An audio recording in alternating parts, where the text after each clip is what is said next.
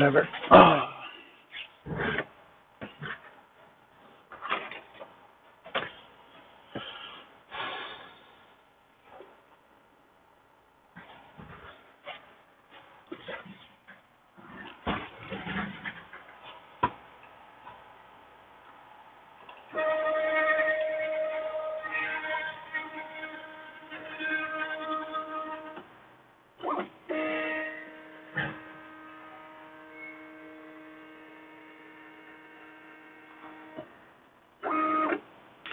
So, I made a new part, but as you can see, it's very, very wiggly and completely useless.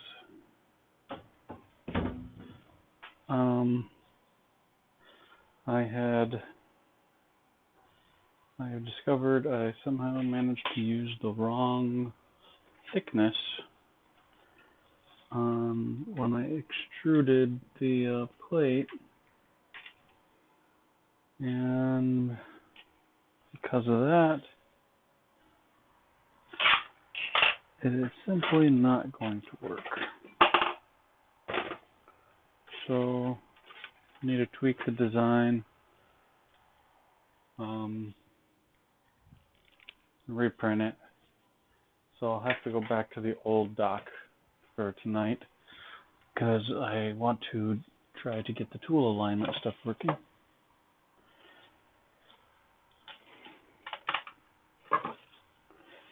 Let me just do a tiny bit of cleanup here.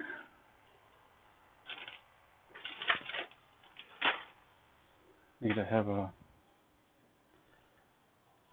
sit down with this room and really pick it up. It's gotten to a disaster again. Seems to periodically do that.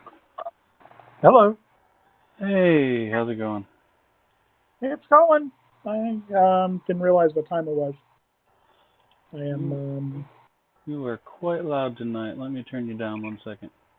Sorry, I'm on my phone. I'll be moving over to the other machine in a bit. I'm just doing a quick check on the Ender Ender page.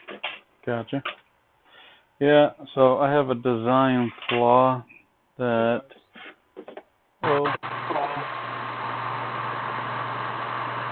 Whoa.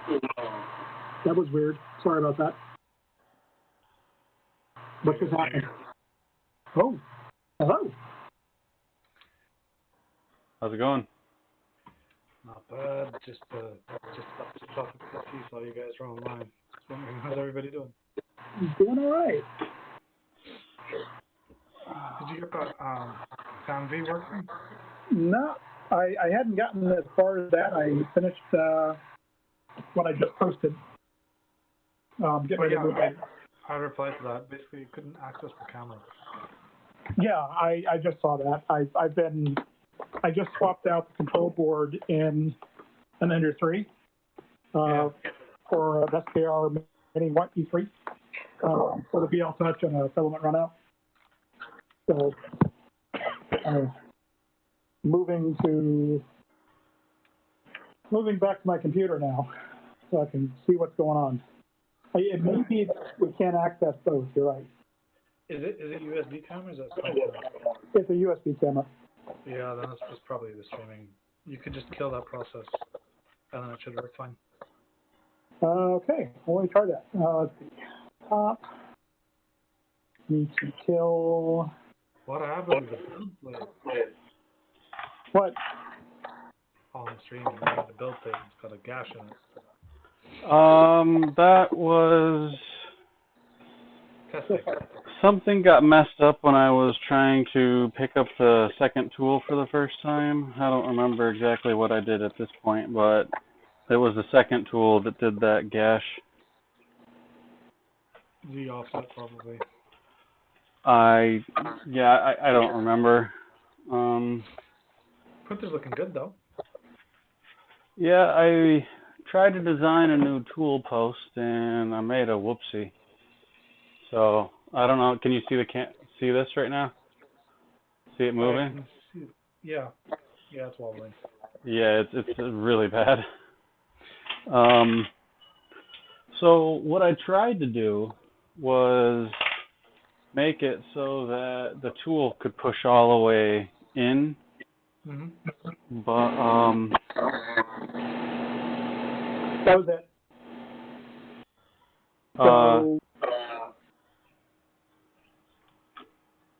go ahead. Sorry. No,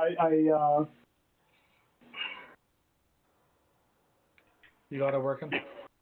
yeah, you can't, I can't access the device on 2 different processors. right. So I have a second camera. So what I was actually thinking of doing, although I need to make sure I've got plenty of power to do this, is I've got the microscope camera, and I've got a webcam. And I'd like to keep the webcam running. So I wonder if there's a way to script which camera gets used for which process. Kind of. Oh, okay. I'm seeing the mount. I don't know if you. Yeah, I can see it. Yeah, so the inserts are sticking out, and that is somehow I missed the fact that the original mounts were 4 millimeters. So. Oh, okay. Yeah, I've got to make that 4 millimeters and reprint. I think the most annoying thing I had with the Jubilee tool posts is the single set screw tends to make it a bit wobbly. I will not disagree with you there. Single set screw? Yeah, on the tool posts. You know what I was thinking? If we, I thought he had to modify that so it's 2 now. I don't know. I haven't printed a tool post since version 1. he may have. 2 came out basically. Yeah, so he modified it so that it's lifting. So instead of the screw in the middle, it's actually a pair and slots. Okay. What do you think about keeping it as one, but doing like a 3D printed dovetail? I'm pretty worried about fit with 3D printed dovetail. Like it might rub. Well, it's not like it's moving all the time. It's just supposed to keep it straight while you're doing the adjustment, lock it down, and then it's done. True. But then how would you lock the dovetail? You still need that screw. Well, you'd still lock it the way it already locks. It would just, the dovetail keeps it from being able to cock sideways, is all I was thinking about. Yeah, mine... It doesn't have to be a dovetail. Yeah, I get what you mean. Dovetail's a good choice. Geometry constrains it. It's just mine tilts forwards and back. And then if you tighten the set screw too much, it pushes it down. Okay. Well, the updated tool post has got a pair of, so the tool post is writing on the mount on 2 slots. Yeah, I'm gonna take a look at that. I just refreshed the GitHub on my local computer. Okay. So yeah, it's working now. It picked up the camera just fine. Yeah, so you're saying if you can set it to select which camera, you could, it would need some code modification. I'm not remembering exactly. Well, I think it's just in the TUAW script, just, identify which camera to use. I think it'll default to whatever the first one is. I don't know how Raspberry Pis assign numbering. Like, is it the first one to plug in, or is there a specific sequence? Maybe we'll do something with it. I know definitely you can reference like a specific USD identifier of sorts, but again, that would require you to modify the code. Yeah, well, let me look at the tab Pi script because it's calling the CV library. I mean, I've done CV on the Jetson, so but it's been a while. So I've got a couple of Jetsons that do CV really well. Because they're using the Tegra. Yeah, it's got the built-in processor, but it'll be overkill for what we do for tool alignment. Probably. Just a little bit. Just a little bit. So what is it looking for? It's looking for a circle, right? Yeah. It's looking for one circle. It's looking for, technically it's looking for a blob, not a circle, of a specific area size. Okay. That is related to the focal distance. Yeah, so I don't have too the. far I haven't. away. If it's too Go far ahead. away, too close, it won't work. Okay. Yeah. So I haven't actually finished my build. I just wanted. I had some time this afternoon. Yeah. Or last night, and I was gonna work through it with Eric while he was doing his. Yeah. It's a bit finicky, but once you get it, it's easy. Okay. Hello, Levi. No, don't turn on the soldering iron, dude. Just basically what you want to try and do is keep the nozzle about an inch away from the lens, and you should be okay. Okay. So where did you end up mounting your camera? On my bed, because I have a 2020 bed frame. Okay. Because I had a kit that I converted to Jubilee, so I just left the original bed, and that just came with benefits that I can mount stuff to the bed frame. You don't really need to have the camera mounted, though, right? You could have some sort of temporary just stick it thing. down on the bed somewhere and just like, because you're not going to be running it too often. Oh, okay. So the microscope might actually work. Yeah, the microscope would be too much magnification. So I learned this when I was trying to get it really accurately, and then because I had it on my Z, I could jog it up and down. So I jogged it to 1 millimeter on my Z, which is essentially 18 millimeters away from the nozzle. Yeah. Somebody was saying I was getting a resolution of 0.01 millimeter, but then it would take 20 to 30 seconds per tool to find the center, because it'll end up, it does incremental movements in the point to make the nozzle reach the center of the image. Okay. And so if you zoomed in too far, when it does a corrective move, it jumps wrong, and like X would be on and then Y would be like 0.02. Tries to do a correction, it'll go back to X 0.02, Y minus 0.02, or stuff like that. So Got it. So it's not a large enough field. exactly. So with a microscope, it'll be bouncing around for an hour and not really getting much benefit out of it. Okay. All right. Well, I have some other cameras that I would like to experiment with, I think. So, are you familiar with the atomic pie? Nope. So it was a Kickstarter that basically what they did is they bought a failed Kickstarter. Oh, okay. It's about $30 or $40. It is an X machine, right? But it's a Celeron processor. Yeah, it's a $60 machine now. I was just looking up. Oh, 16? 60. Oh, 60. Okay, yeah. So I got 6 of them because I was using it for other things. I'm actually using one of the PDF. Holy moly, it comes with a lot of accessories. It does, including a camera that is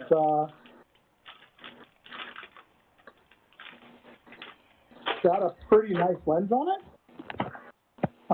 Let me switch over to my desktop for the voice chat. I just opened the current tool post. It's still one set screw. How's that? Does that work?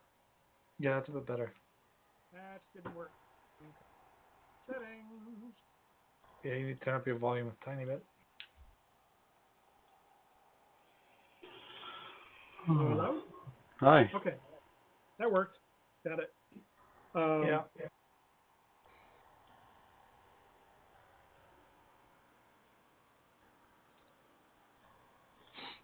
My depth of field is not good. There we go. Retake.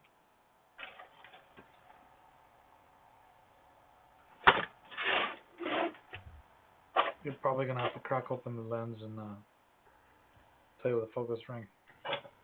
Well, this one's already open, so I can actually mess with this one directly. Yeah, there you go. So I was thinking this might be a camera that could be used.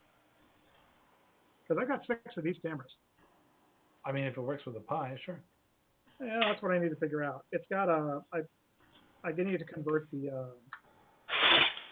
the adapter on the back is USB, so somewhere to connect it. But it's got its own.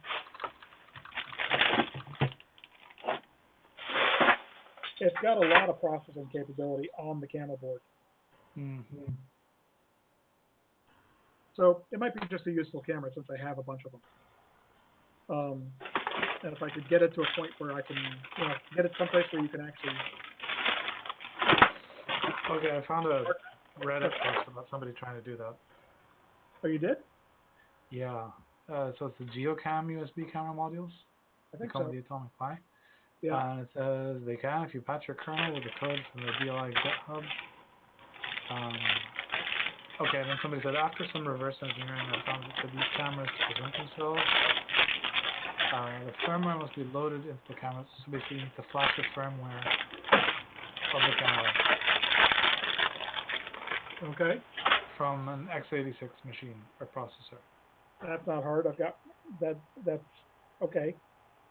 And then they said, and that works. Well, I don't know if it works, but they said that's the procedure. Okay. Can you just shoot me that link real quick? Yeah, I mean, sure. I'm sure you. I just haven't Googled it, but if you've already got it. No, it's just a Reddit link. Here we go. The first thing came up on Google, so wouldn't be too difficult. Yeah. Well, it's just one of those things, right? Yeah.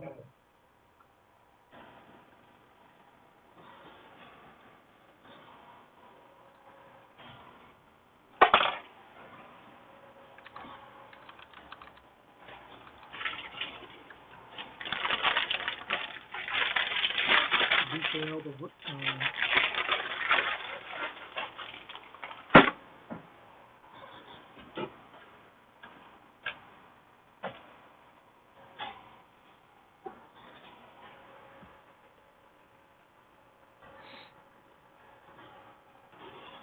Don't know what I did with all my little spring caps. I'm waiting to see if this spring design works. I want to print them out myself. Oh, I'm pretty sure it'll work with the one dimension. So can I quit? Let's see. Go back to the script window and quit. Yeah, just Control C until it exits. Right now, the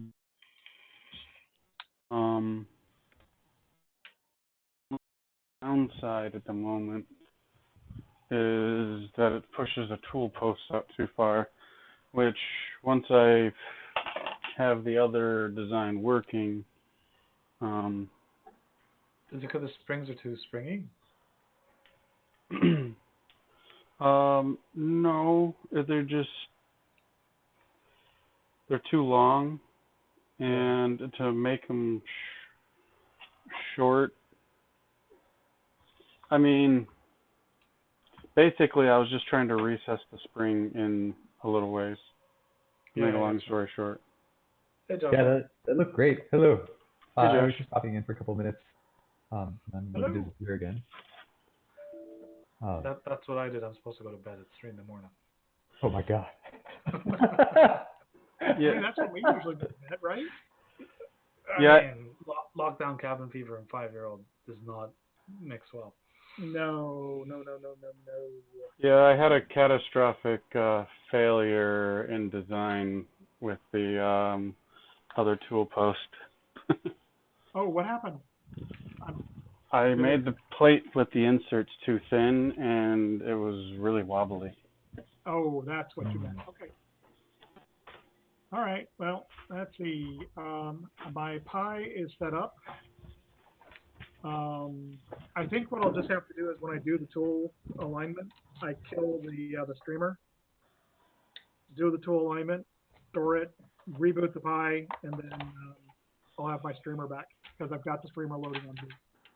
Yeah. Wow, I'm going to be like the only one without auto tool alignment. Oh, come on. You got to catch up with your community, Josh. Yeah, so once So I gotta document it so everyone else can get up to speed. The wiring harnesses look better though, and today I did ask Wade to do metal corner plates for everyone, so that'll happen. Oh, I'm reaching out to my machinist today. I'm like, hey, you working during the lockdown? And he's like, yes. I'm like, I'm gonna send you a drawing. I need it. Oh hey.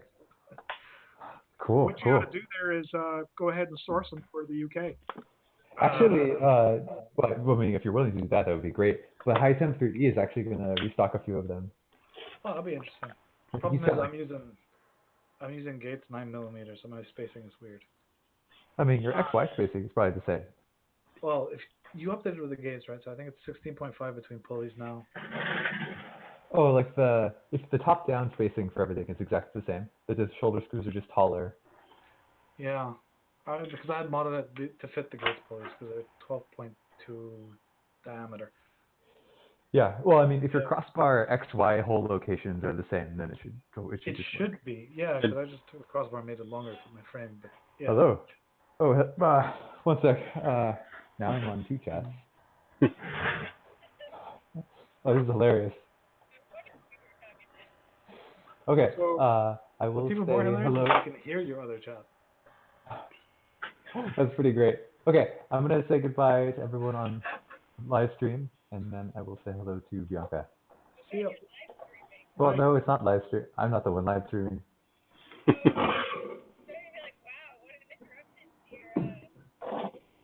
Okay. All right. Alrighty, Josh. You No. you have a good night. You too. I will catch up with all of you in late, All probably right. tomorrow. See you guys. Yep. See ya. Shoot. All right, I'm gonna head to bed. Do you need any help with that Tanvi thing? Any points that I can help out with? I appreciate it. I think I'm just, what I was doing is I was working electronics because I was working from, I had it set up next to my desk today. Now I have to actually finish assembling the frame. So that's what I have for this weekend. Is I think I'm going to try to make some progress. That's cool. Eric, did you get Tanvi running? Yeah, and then I promptly crashed tool 1 into tool 2. Oh, okay. Yeah, now I remember. You posted it earlier. Yeah, because I wasn't expecting. First off, I had no idea because I hadn't read that part yet. I was just following along and typing in the commands, and all of a sudden it took off, and then it came out, and instead of like, I don't know, going back to where it normally does, it decided to come out and then immediately kick left. So it's I'm assuming it's probably because your T-post doesn't do a clear in Y, and what it does is just resumes position. yeah, but I don't know where it resumed it from. I'm wondering if it resumed it from the rapid or the approach point or something. It was probably trying to resume it to the last position tool 0 was at. Well, if that's true, it shouldn't have hit the other tool. It might have been moving diagonally.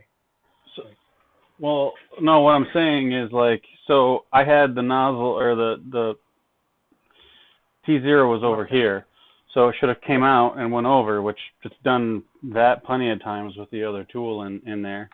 But instead it came out, stopped right here, and then started going just pure X. There was no Y to it at all. Oh, that's weird. Yeah, I don't know what was happening.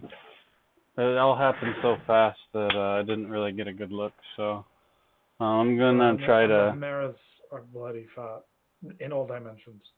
They are indeed. I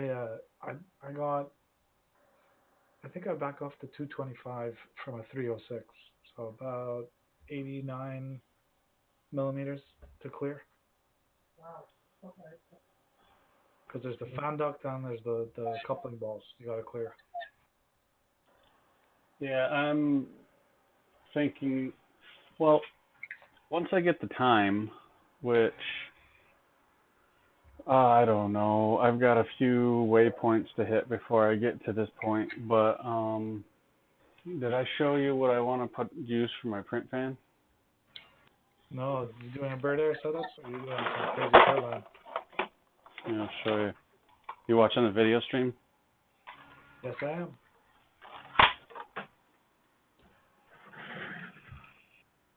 Hello. What do you think of that? Wow. You use that to inflate car tires. So, what I want to do is redesign the, hold on, let me get, 1 second. What was that fan originally for? Amazon? Oh, okay. It's not something you pulled out of something. No. It wasn't really that expensive either. So, what I want to do is obviously I'm going to print an adapter, so I'm not taping the CPAP hose to it. Yeah. I don't know where I'm going to put it yet. Probably, I might put it like kind of, well, you can't really see it on the camera, but One side of the carriage, maybe? well, it could fit on the back panel, like actually right under the tool stuffer, Okay. potentially. I would just have to kind of do something with the cable routing or something. Anyway, so what I want to do is I want to remake the carriage. Let me move it in Y really quick so you can get a better look at what I'm trying to say. So I will reprint the carriage here so that it comes up higher, and then this could kind of come along the loop here, and it would plug right in here, something like this, right above, and then it would connect the two plates together. Which now I finally understand why Josh did this and didn't connect these plates. It's because the Bondtech extruder, actually the extruder motor is sitting over top of the rail. Oh, okay. So that's why this was designed this way. There's extra clearance for it. Yeah. Yeah. To be honest, the Bondtech really sits there perfectly. Like it's so much more compact. It's almost a shame I didn't just go that route, but I mean, if you want. What are you using the CPAP machine for? it's not a CPAP, but I would like it to be a CPAP. That would be awesome. Cooling air. But So instead of having a fan. yeah, so the idea is this would plug in right here, and then I would somehow create channels that would come down on the tool plate, and it would have some sort of coupling mechanism that would plug into the... duct it through to the fan duct, that'll be part of your mounts. Exactly, and then that will direct it down to the print area, and that way you can completely remove the fans from the... And I was just talking to Josh about that like 4 days ago. Also, if you wanted to. Shop air. You could just design like valves that when the tools get picked up, it opens the valve for that hose line. There's somebody already working on that. I think his name is Kevin. I think he's working on something just like that. Yeah, Kevin is doing that, Yeah. Well, I mean, what we were also thinking is just you have a header. You're putting. I mean, he's using an air pump, and what we were looking at is a 24-volt blower, which I think Banggood has actually shipped part of my order.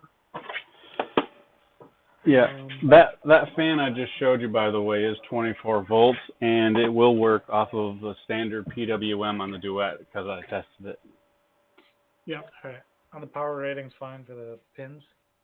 Yeah, it's actually not that much power, if I remember correctly. I'd have to look it all up again.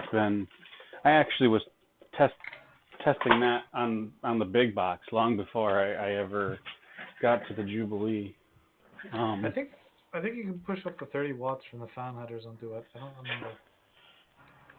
Yeah, let me pull up the fan information and then you can check it out. I'm looking up the Duet limitation. Okay, so you can do 2 amp bursts, but it's 1.5 amp rating per fan header. Yeah, and this fan isn't too bad. Let me... There's a sticker on the back on it. It'll probably tell you the power rating. I just looked on the back. I didn't see it. Oh.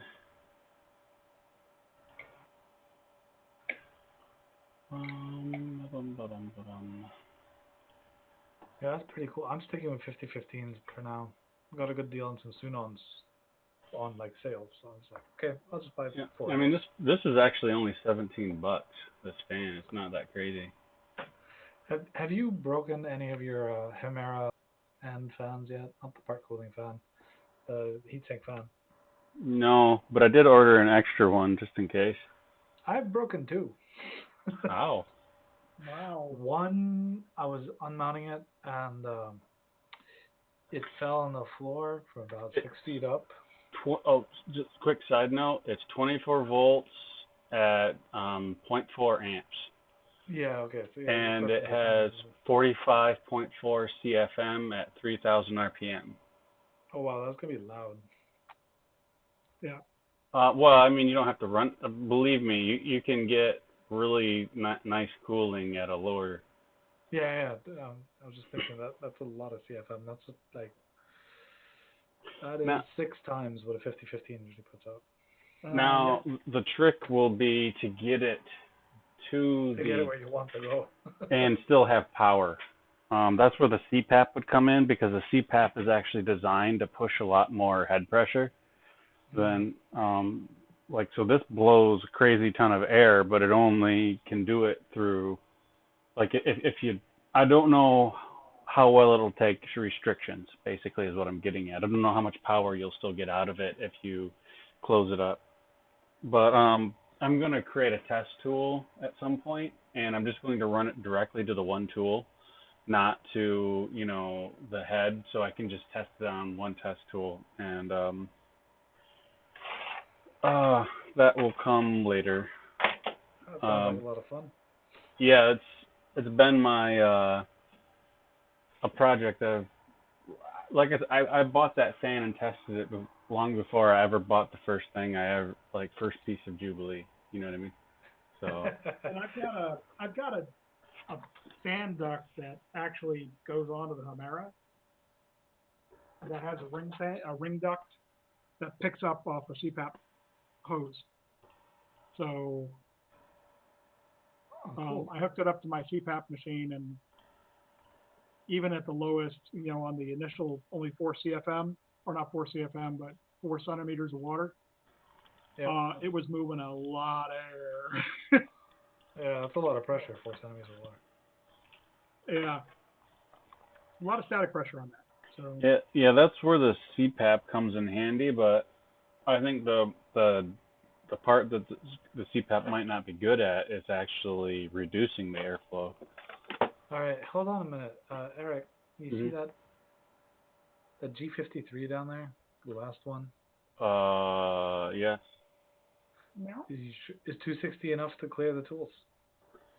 I thought it was. That's what I was going to test out here right now. Because I picked up the tool before and I didn't crash it. So, but like I said, I'm going to test it right now. That was why I was looking at this. Because you're logging at 317, so you probably want to go back to about 230. Yeah, I'm going to...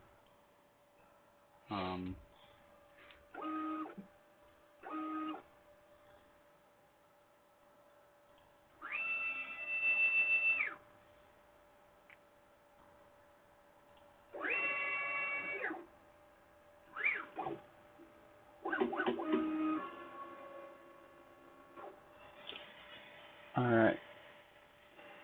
right. The fan just come on. To bed. All right. See Have a you good guys night. soon. You guys too. Bye-bye. Have a good night.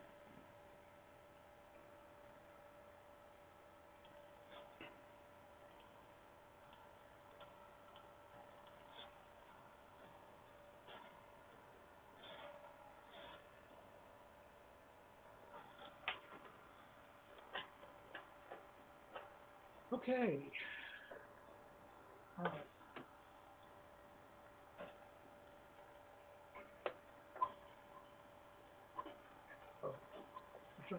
I can shut down my Duet. Be right back.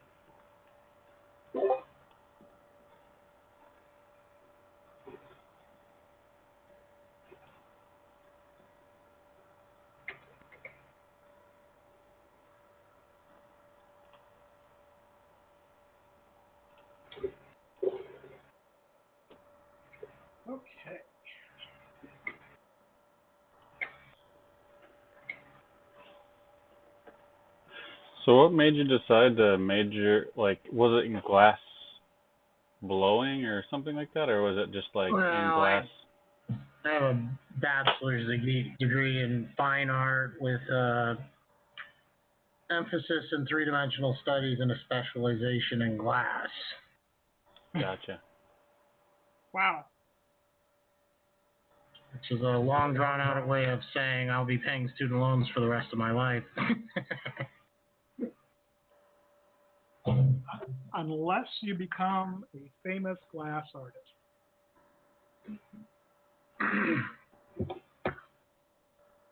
Yeah, I'd like to get back in it. I mean, it's the most challenging medium I've ever dealt with in my life, really, but next to 3D printing. Well, I mean, let's put it this way. There is definitely a market for blown glass and glass art. The work that you posted is stunning, the art that I saw. I mean, I live in Norfolk, Virginia, and we've got the Chrysler Museum here, which is one of the largest Tiffany collections in the world, and along with the glass one. So there's a lot of people who used to go see that. I need to set up a printer profile. Mm-hmm. You're messing around with your new, what'd you get, an Ender 3 Pro? Yeah, it's an Ender 3 Pro. Yeah. I just put one of those together yesterday, or 2 days ago. Did they not go together easily? Oh, yeah. Well, I got one of those and one of those eSun QQS. Yeah. Thing's already broken. What?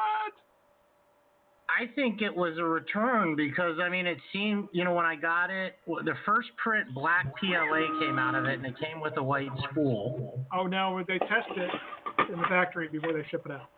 Okay. Well, I figured maybe it was something like that, but then the second print, it, clogged up or something weird happened, and the nozzle got clogged. I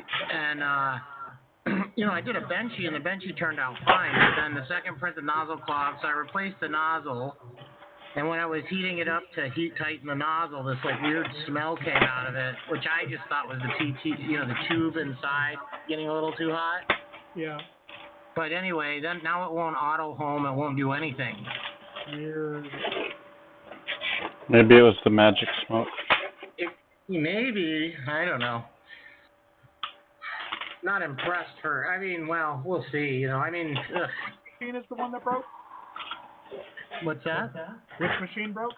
The QQS, the East, or what's it called? Hold on, it's an F-Sun QQS, it's like a Delta. Oh, okay. I emailed the person on Amazon, the seller, we'll see what they say, but I don't want to have to return that thing, Yeah. Not to mention all the, couple hours putting it together just being wasted, that's sort of a bummer. Yeah. I mean, really, I never even really intended on keeping it stock. I was thinking about putting a 3-in-1 mixer head on and running Clipper. All right, yeah, Clippers. I like Clipper. Yeah, so I mean, maybe I just, jump to that instead of dealing with returning it and getting another one just to tear it apart, but still.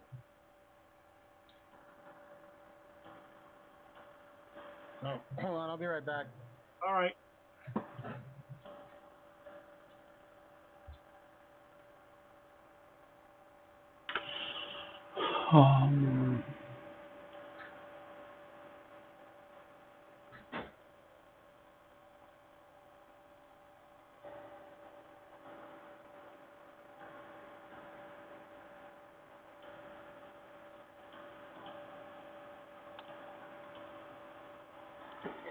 What the heck, my search bar is stupid tiny for some reason.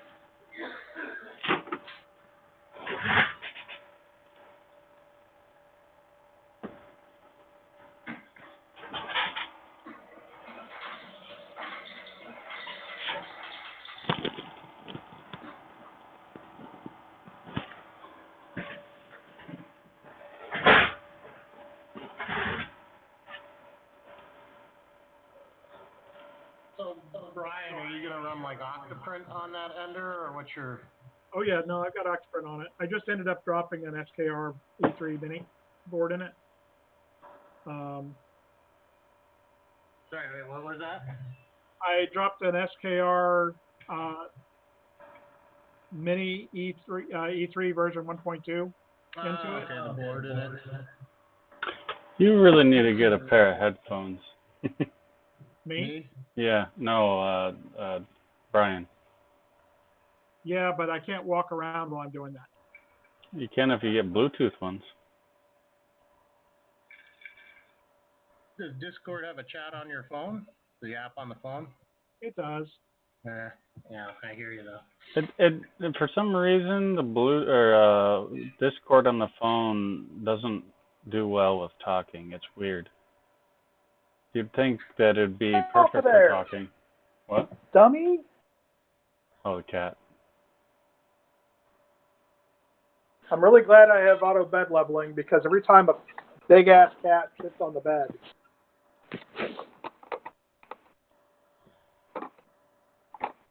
it makes me worried.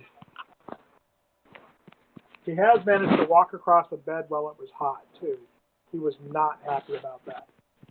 All right, let me switch over to see if I can switch back over to this. How's that? Did that work? You're good at the moment. All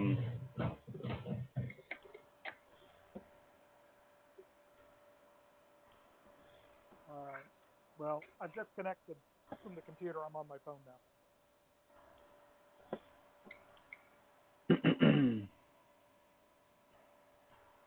I am charging my Bluetooth headset to see if that makes a difference. Do you have a Bluetooth capability on your computer? I do. Okay, because I actually just use my phone headset for the computer and it works great. That's how I get around and all that. So. Yeah. I even go into different rooms sometimes. That's usually when you tell me that I'm getting weird sounding. Yeah. Where did the wiki for this go?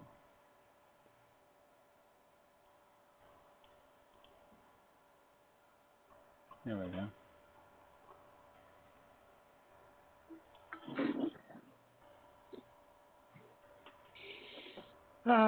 Now I need to put a piece of Capcan, or I need to put a piece of tape on my USB connect cable.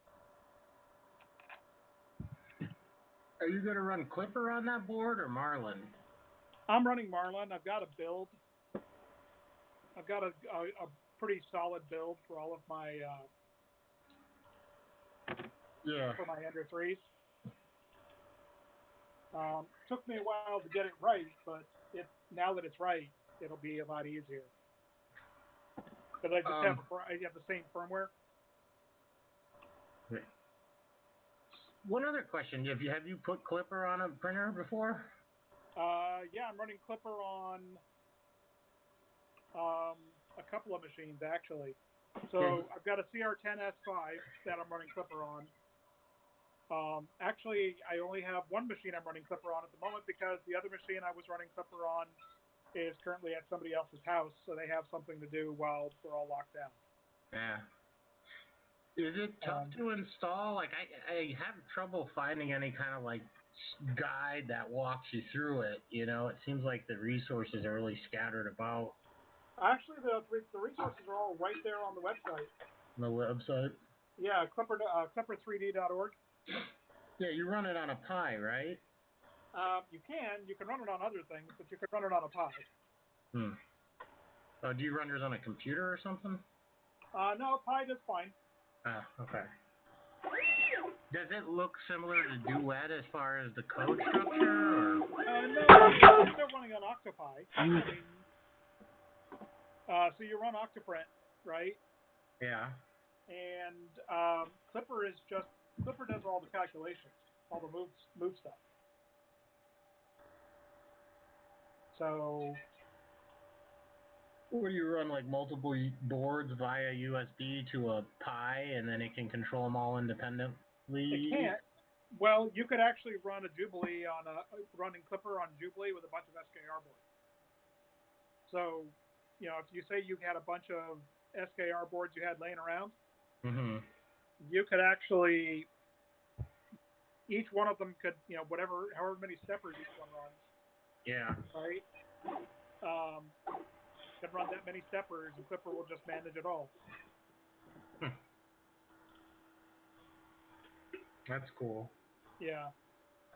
And they talk to each. How do they boards are just talking back to whatever you choose to put Clipper on? Right. Clipper is running on a Raspberry Pi, so the host is running on the Pi. And the firmware is running on the board, and the host talks to the firmware. Okay, so you flash your boards with the. I gotcha. Yeah. Wait, so you could theoretically plug 4 boards into a Pi and run, you know, however many steppers that is? Yep. Wow. You could do more than 4 boards if you wanted to. Use a USB 3 bus. Oh. That's kind of cool. Yeah, Clipper doesn't care. So, how is Duet competing with that? It's not really it's not really a competition. It's just different. But Duet, you get those. Oh, go ahead. Well, Duet's running the RepRap firmware, right? Yeah. So that's really your big difference there. Yeah. Yeah, Duet things are kind of, I don't know. I mean, it's more of an official product, where this is more of a homebrew product, I feel. It's a project. Yeah, homebrew isn't exactly the right word, but you know, it's a jubilee of software versus a Prusa of software, if that makes any sense. Yep, no, it makes perfect sense. And I just broke my hot end fan. Oh no! You've got. I was reaching back to grab a piece of filament that was drooping down, and I stuck the tool right into the fan. I've done that at least 3 times so far with my Under 5. That's the reason I have this box of fans. Tweezers in the blade.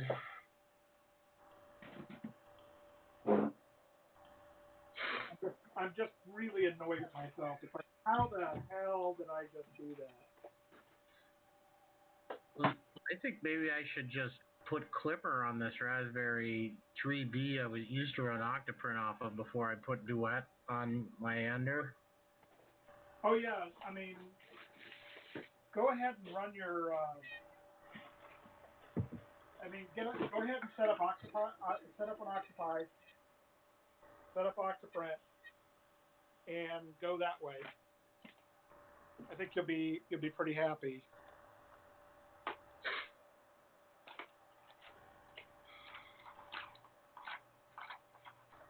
Yeah, because I have an MKS Gen L board, and I also have the old Ender 5's board, but it was the first version, the one with the, you know, the loud stepper drivers, whatever they were, like. Yeah. So I don't really want to put that one back into action, but.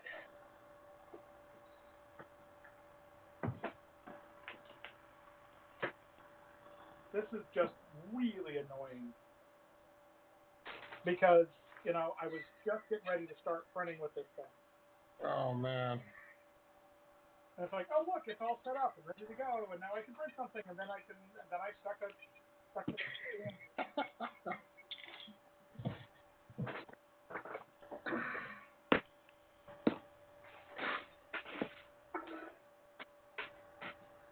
Like, no figure, right? Now I just have to go.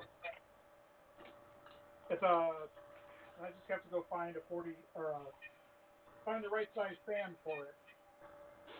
Like I said, I've got a box of fans here, and it's like, I've got 4010s, blowers. I've got 50/15s, and I have 40/20, 40/20, but I don't have a 40/10.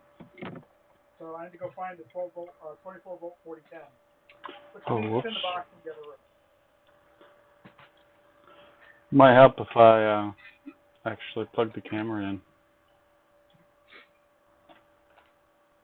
So I just found my 3D. You know, this is already set up Octoprint, so.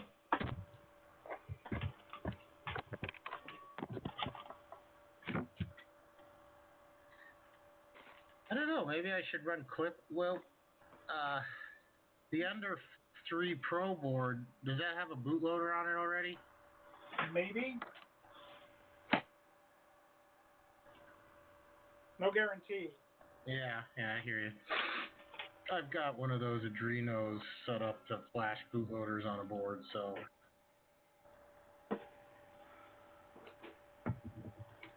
Adreno.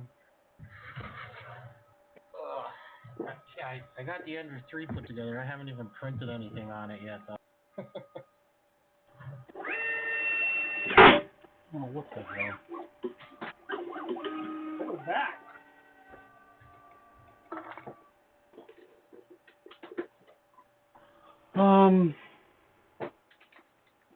So the PAM-V program picked up the tool, so I wanted it, and I didn't have the camera plugged in, so I'm like, well, I wanted to set the tool back down, and it ran the picking tool script for some reason instead of the shutting, so it came in a little too close.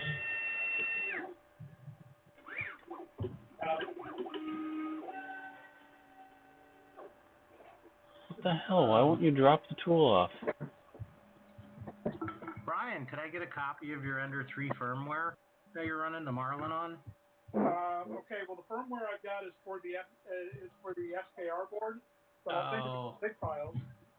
Okay. But because I got 2209s in it. Okay. You know what? Yeah, but would that work on my MKS? Because it has the 2209s on it. Which MKS board do you have?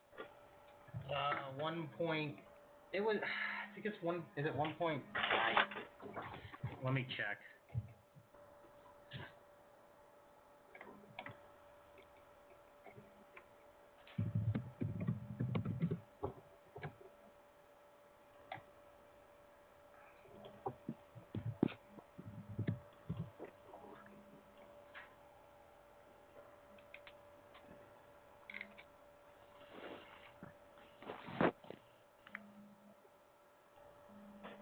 Well, that's interesting. All the GCode is... Oh God, we're all gonna die? No, for some reason, there's nothing in my T3. It's gone. The whole thing is just gone. No wonder it won't set the tool down.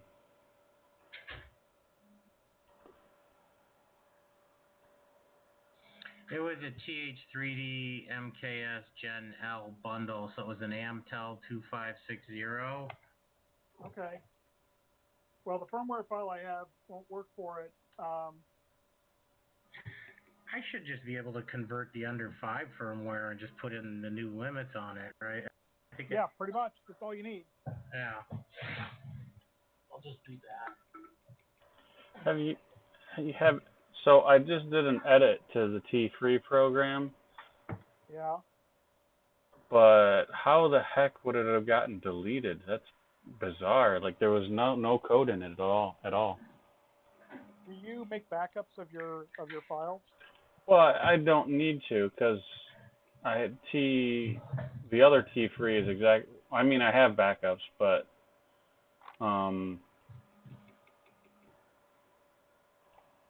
like I'm not worried about that. I'm just like, how the heck did it disappear? Yeah. But speaking of backups, I should take one because I don't think I've taken one in a while.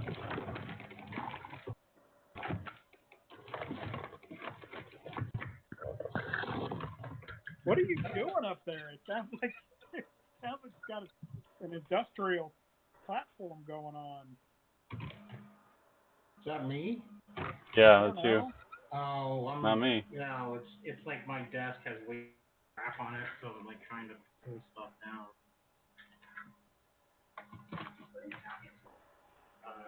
I'm crying. I think I found a replacement. You know that game where you put quarters on the mirror? Yeah. That's my table.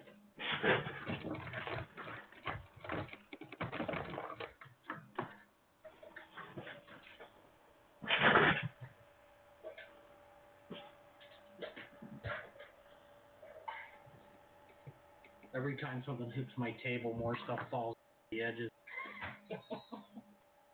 I've been working against that, so that's what today's been doing. Is I've been cleaning that stuff off.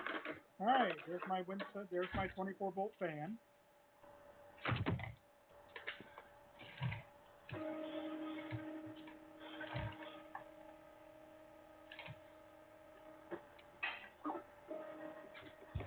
I'm gonna mute myself so you guys don't have to hear this. All right.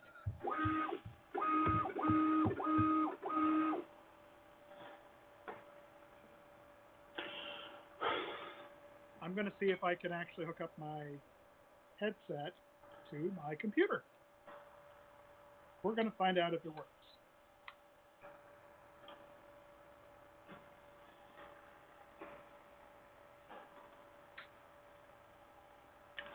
All right, let's try this one more time.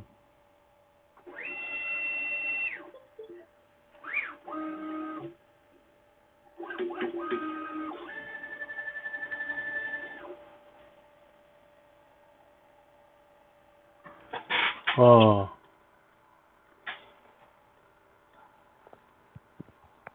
I've messed something up.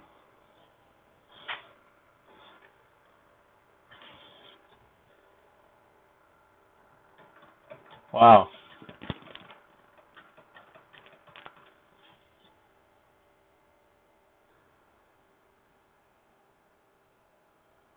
Yep. I have definitely broken something. Okay. What happened? Can you hear me all right? Yeah, I can hear you. No, can you hear that? That's the tool's theoretically locked, but it's something's.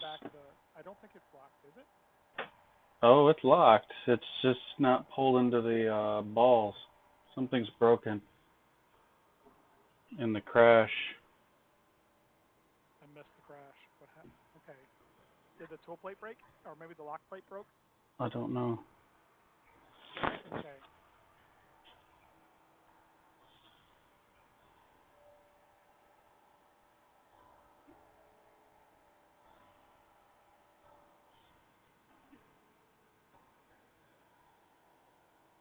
That's unlocked. Or that's locked. And that should be unlocked? Right now it should be unlocked. Is it horizontal? Yeah. Okay. Can you give me what's close up on the tool look like?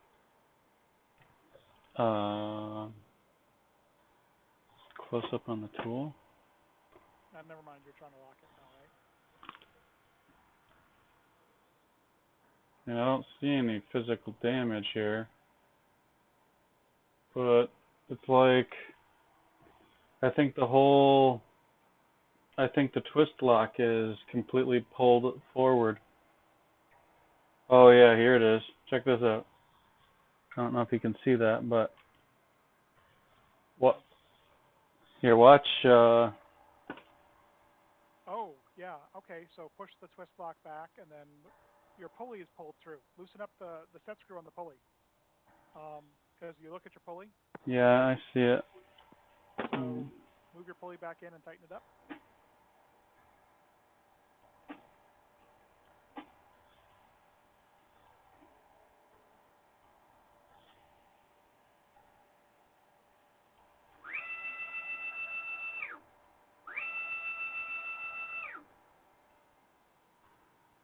Screw slip? So in the crash, I done some sort of damage to the pulley, but I think it's just out of place. Sorry, I wasn't watching the feed when that happened. I was out breaking my fan. I have a replacement for it. It is actually running right now.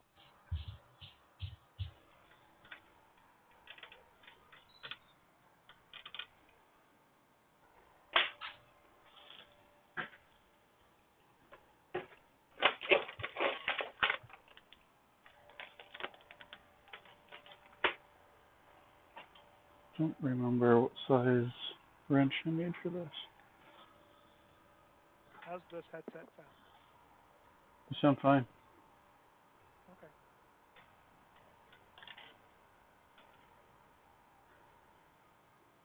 Trying to add a printer to carriage.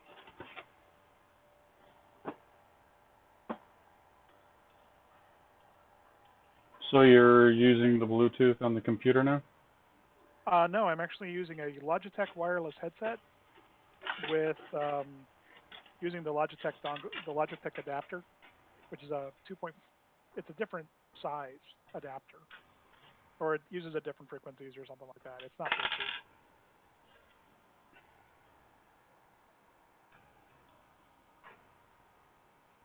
Bluetooth. That's wireless, though. But it is wireless, yeah.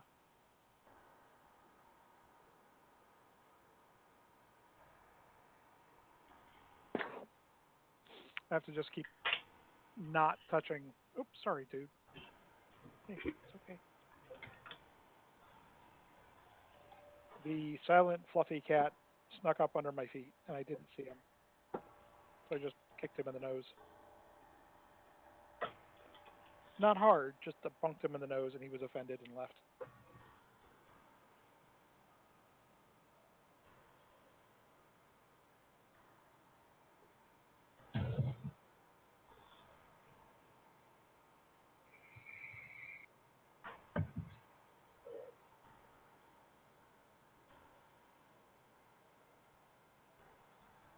Is that better?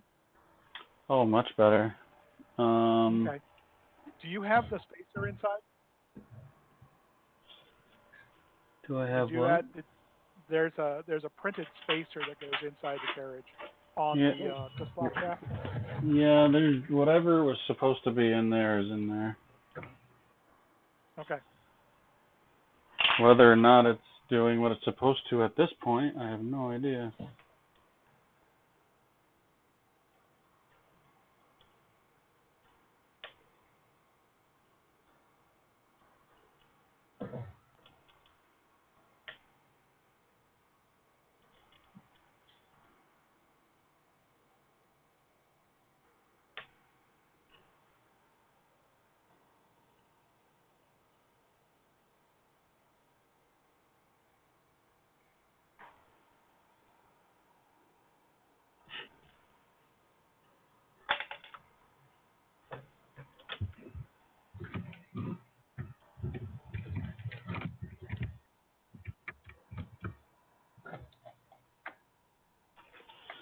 All right.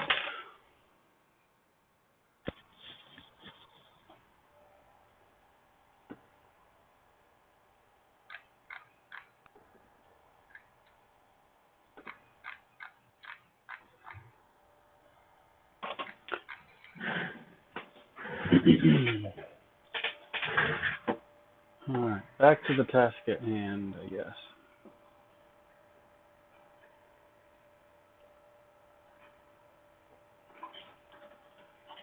Probably should take that thing apart, but I think I'll be okay for the time being. Okay.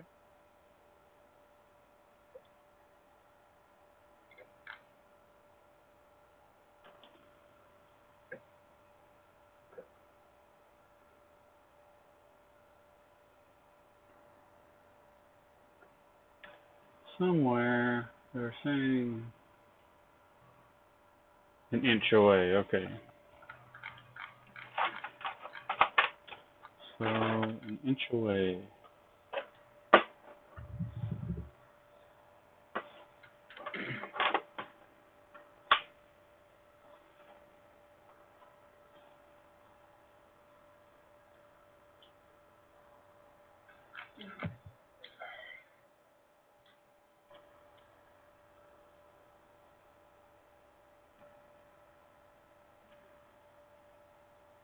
It is not getting sharper.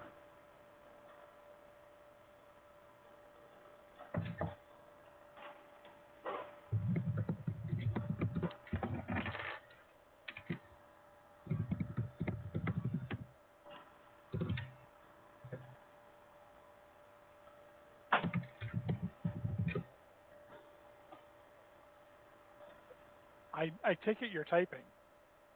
Yeah, sorry. It's like, oh my God, they're elephants.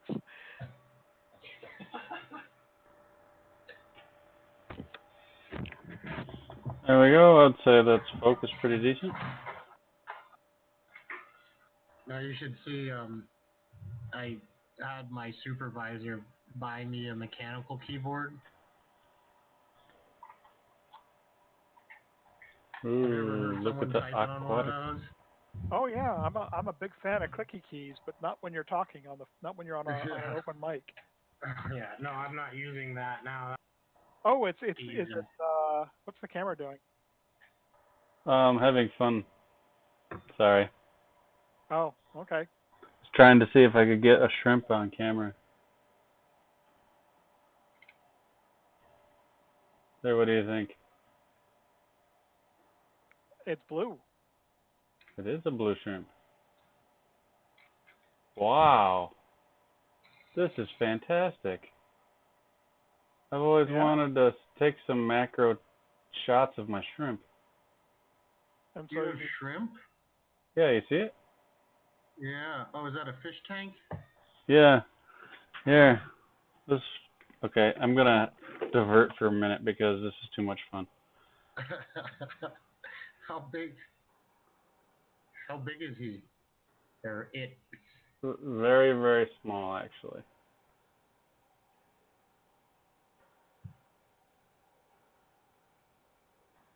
There we go.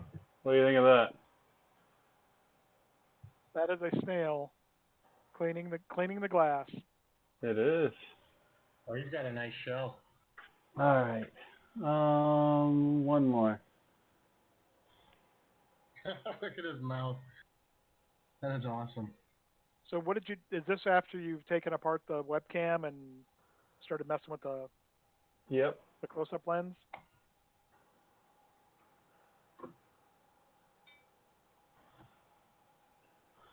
Is there tiny creatures in here? Whoa, hold on. There are tiny creatures in here. Look, you see that? I don't know if that's just dust or if that's something alive. Probably are. It's a fish tank. There's probably a lot of microbiology in there. Well, yeah, but I literally cannot see anything that even resembles what I just saw on camera. That's crazy. But yeah, so this is a crayfish. Hey, it's 11 o'clock. That's so cool. One of the things I'm hoping to do is get this ender set up so I can stick it out there and and just keep printing face shields on it.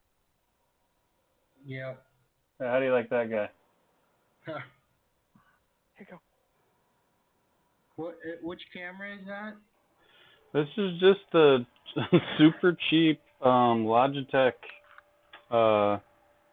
Is it the C170 or something like that? Yeah. Oh, okay. C270? Remove the frame and zoom in with it, or no, wait a minute. Focus real close. Yeah, 270. One sec, I'll look at the box. It is, yes, 270. It's like the cheapest camera I have, and it takes the coolest photos that I've seen. Levi, come here. Come here. Okay. That's interesting. Now, what do I do to secure this camera?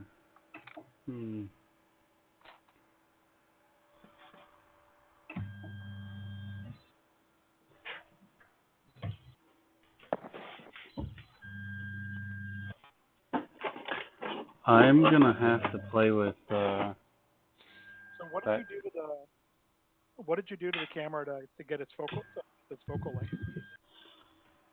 length? Literally I just popped off the cover and turned it. Here. Okay. You see the... Yeah. And there was nothing to really do. You just turn the ring. That's all it took. Okay. Got it. Oh, I need to pop out to the other room again because I just started a print and I'm still working on my Z offset. Ooh, I know how I can secure this. That's a lovely sound. Is it coming from me? I have no idea, but it's gone, whatever it was. Wasn't me. Wasn't me. I disbelieve. Whatever it was, it's fine now.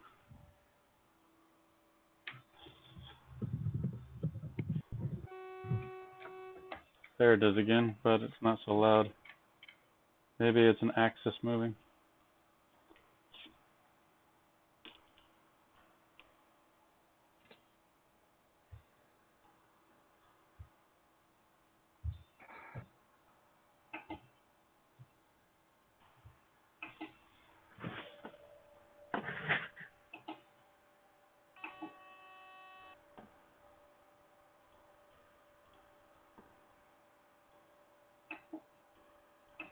Oops. Inception.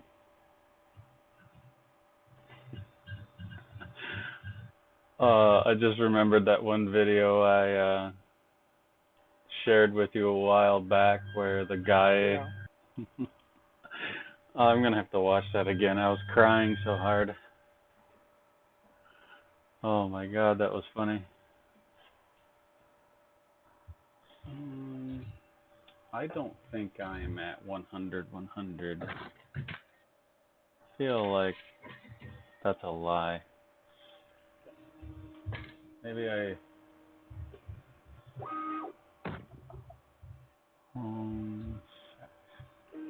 Oh no, don't do that.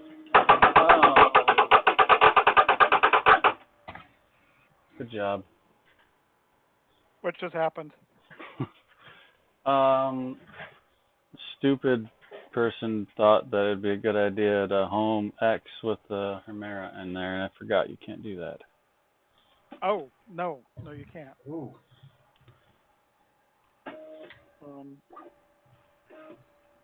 Yeah. You break the fan? No.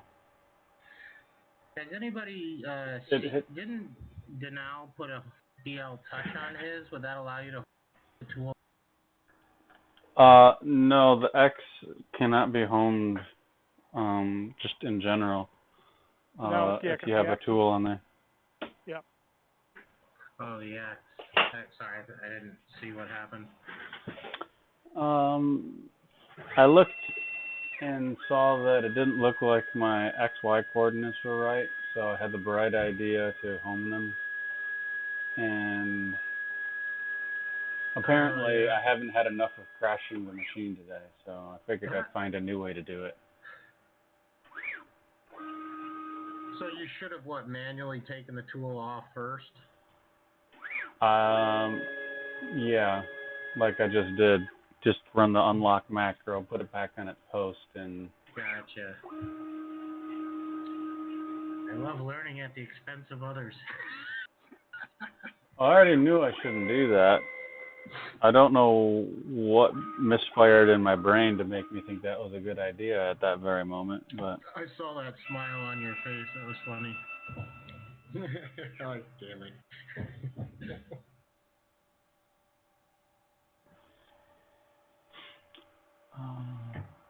let's try.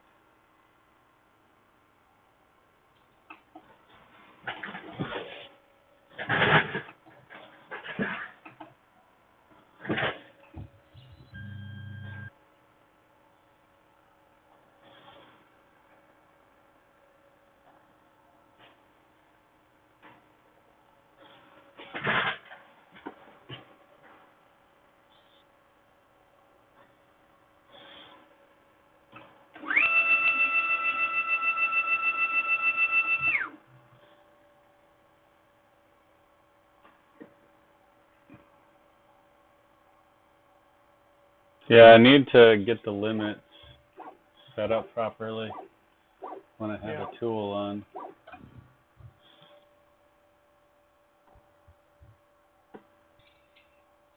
Can you, no you can't, never mind.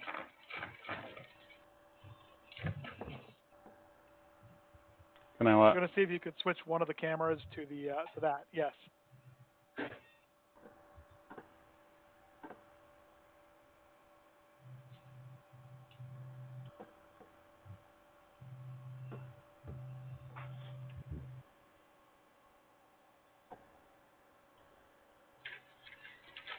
There we go.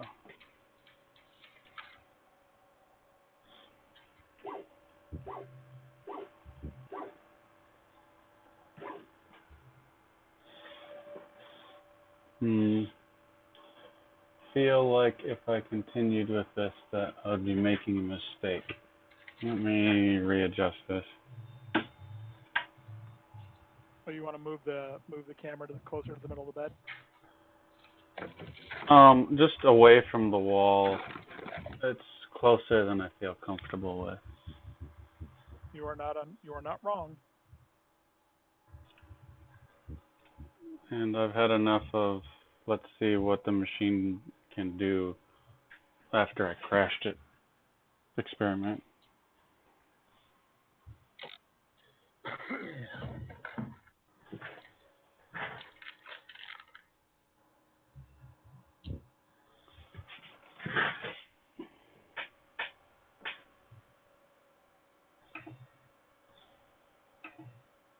So now you have to adjust it so that the nozzle's in focus. Yeah, I'm just getting or positioning it now. I gotta get the Z height right. Give me a second, and I'll have that good to go.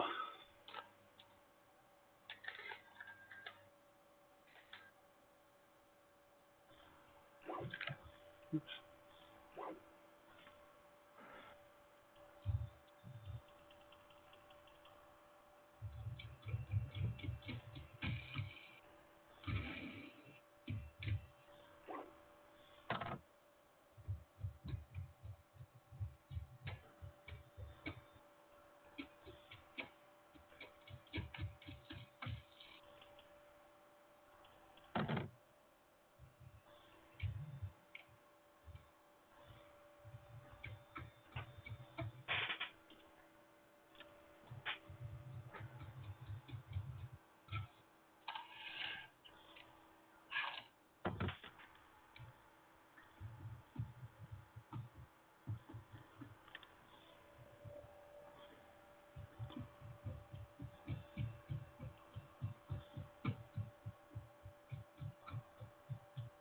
That's pretty good.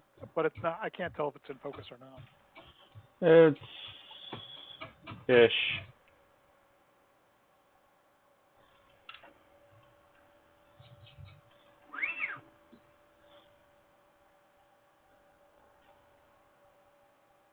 There we go. Wow. It's like, I don't know what the focal depth is, but the nozzle is still got a. Yeah, it's got some got a little bit of- plastic. Yeah. Alright, so I have the foggiest idea what I'm supposed to do next. 1 second.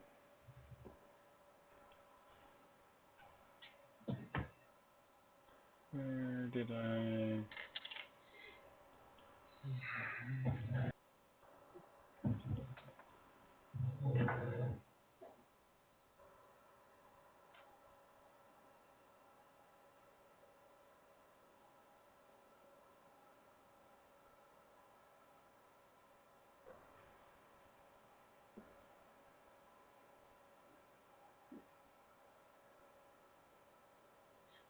Click back to the text window and press Control-C.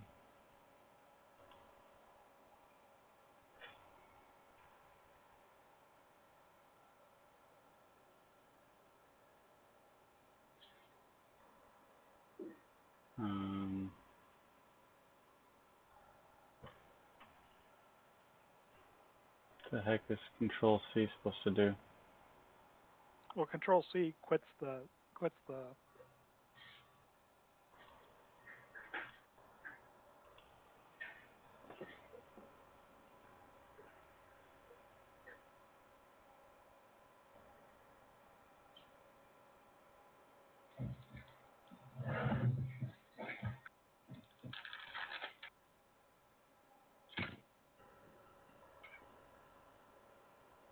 You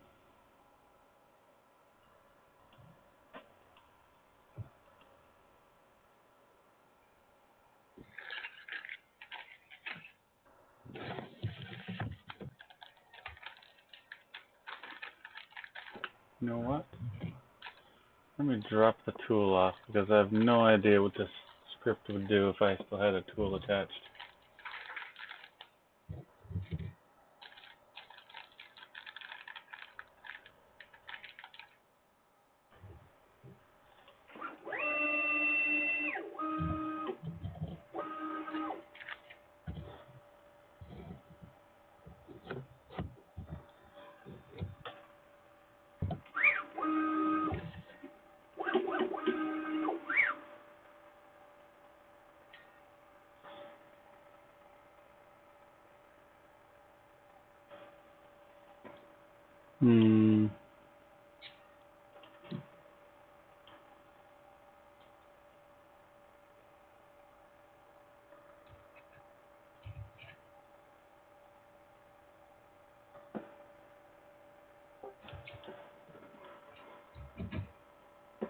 Hey. Steve?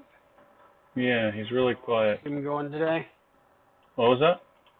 You guys got the live stream going today, or we just in the general chat? We're in recorded live stream. And the stream is running. Okay. Yeah, there's a link. It's a couple posts above the last I looked post. for it and didn't see it. Aren't you subscribed? Come on, man. Like and subscribe, dude. You know, I've gotten all of like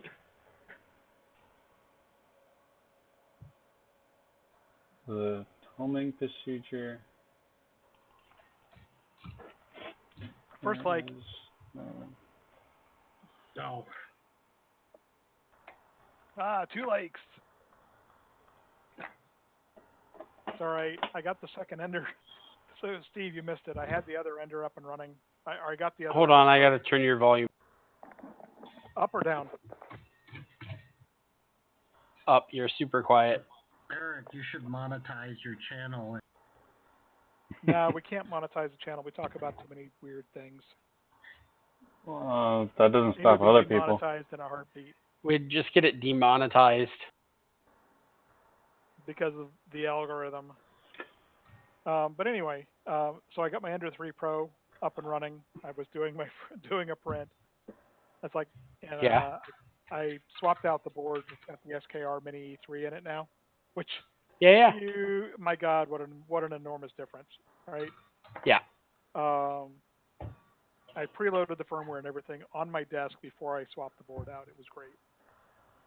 And then I go to pick a piece of plastic off the nozzle with the tweezers and No. miss and shove the tweezers into the fan, into the hot end fan. It's like, how did I do that?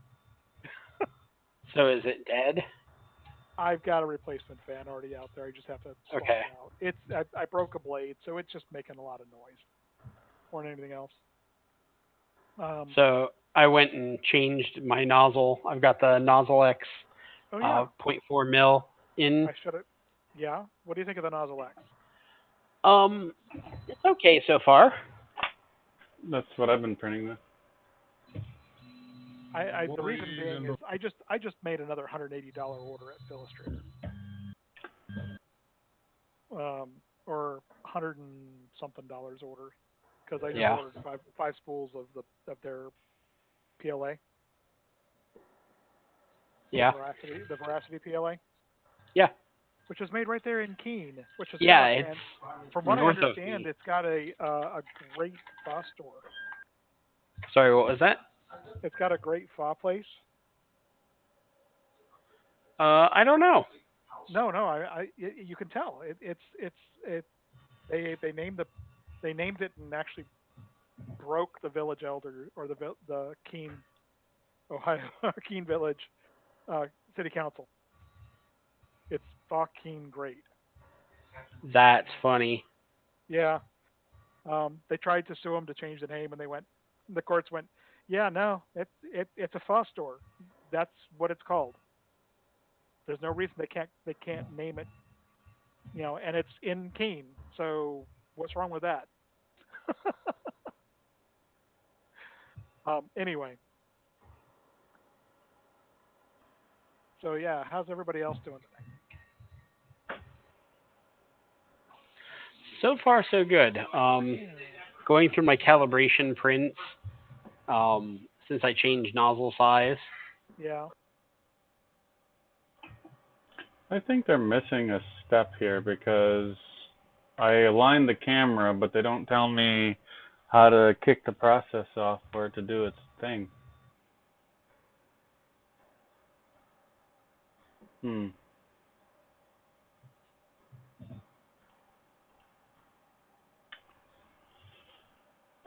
Sorry, I didn't mean to interrupt you, Steve. There are missing steps?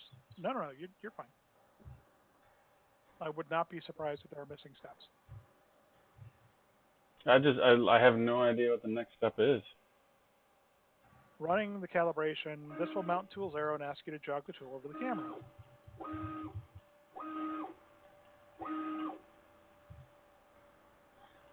Click back and click back to the text window. You're telling me to click back? No, I'm reading the instructions. Oh.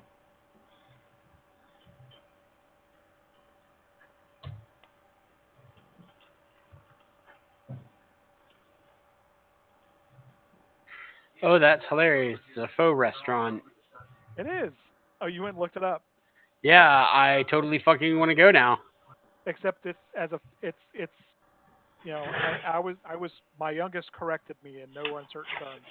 It's pronounced pho. I know. Oh, and it has apocalyptic tea. Apocalypse tea. There you go.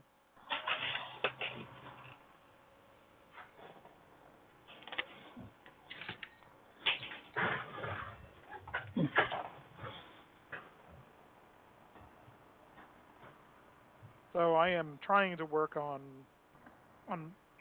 my high temp ender, because I have a high temp ender, which is going to get switched over to PET G all the time. Yep. So I am trying to tweak the Z offset. Yep. And for first layer, and it's like I'm adjusting by 0.01. Yeah. And it's like, There's just enough wiggle in the bed that, I mean, I'm getting good adhesion. It's just not a thin, smooth sheet the entire time. It's got a few separated lines. You know how that goes? Yeah. But yeah, I need to go out and change the fan, and I'm on the other ender. And I'm trying to decide if I'm trying to determine if I want to spend the effort to add connectors to the fan at the print head, or do I want to just use the 3M connectors or the 3M, Yeah. Microfit or. No, it's not a microfit. It's literally it's lineman connectors. It's their. Oh yeah. You just cut the wires off, shove them in, and squish it. Because I'm not planning on doing a lot of mods to this particular printer. Mostly what I want to do is get it up and running so I can just point jobs at it. Because I added a filament runout, which by the way works really well.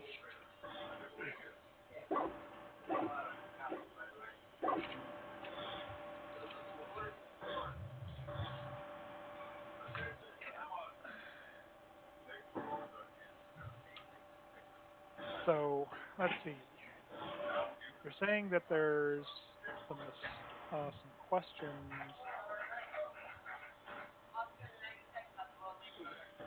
Well, that wasn't useful.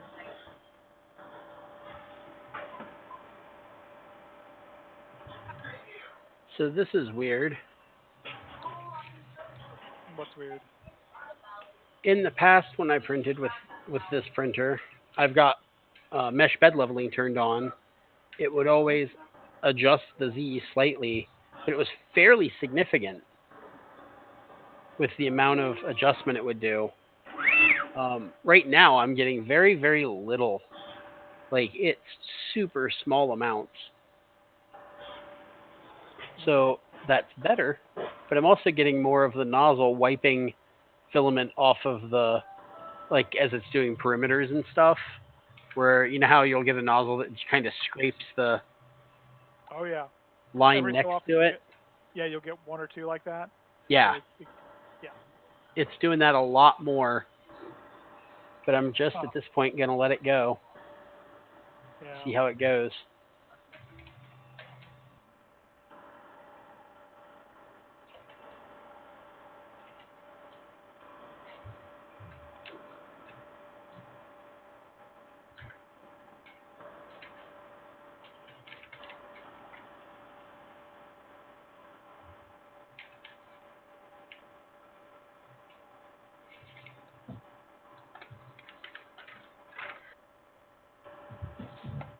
Here I am going through and wanting to edit the wiki.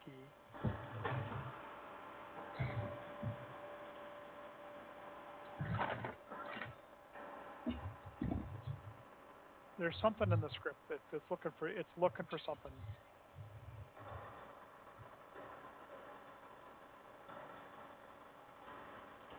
I'm sorry, what?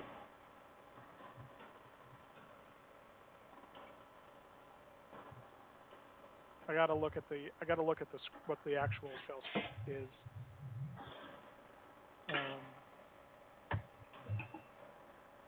I think I might have an idea. So it looks like in the future I'm supposed to run it with an XY coordinate. No, I don't think so. Well, look at the post-calibration checklist. That's all right. I'm trying to get back to that page because, of course,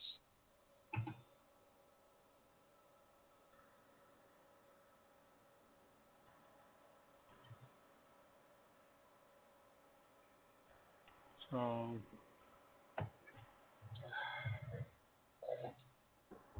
alright, so that closes it. Now, I'm going to... the script is supposed to go and grab each of the tools. Maybe. I want to look at the script and see what it's actually doing. So I have to.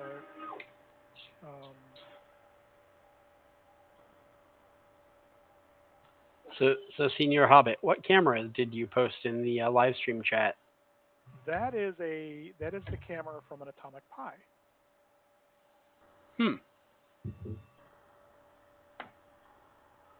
So Not familiar with the differences. it is a I don't know. You have to just look up Atomic Pi camera. That's probably the best way to describe it.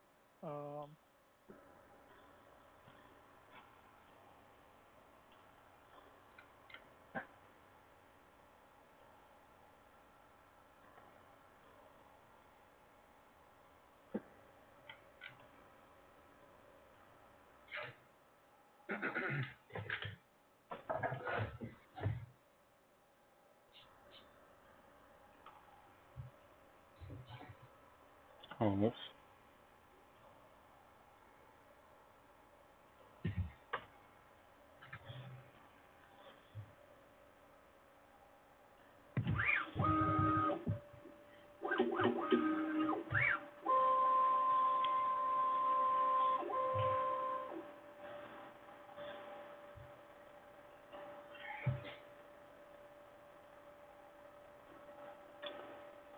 Huh.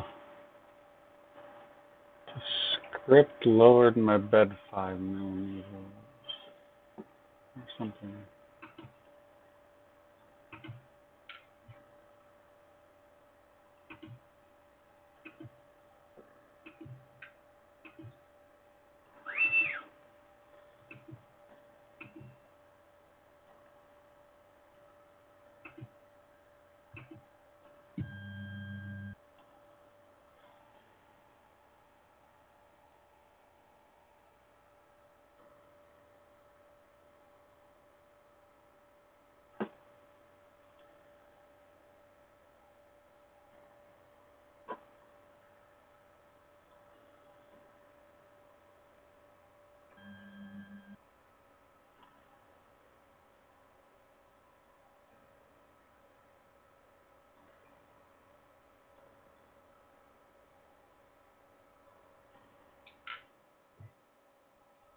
So I've looked at their Pro Switch before.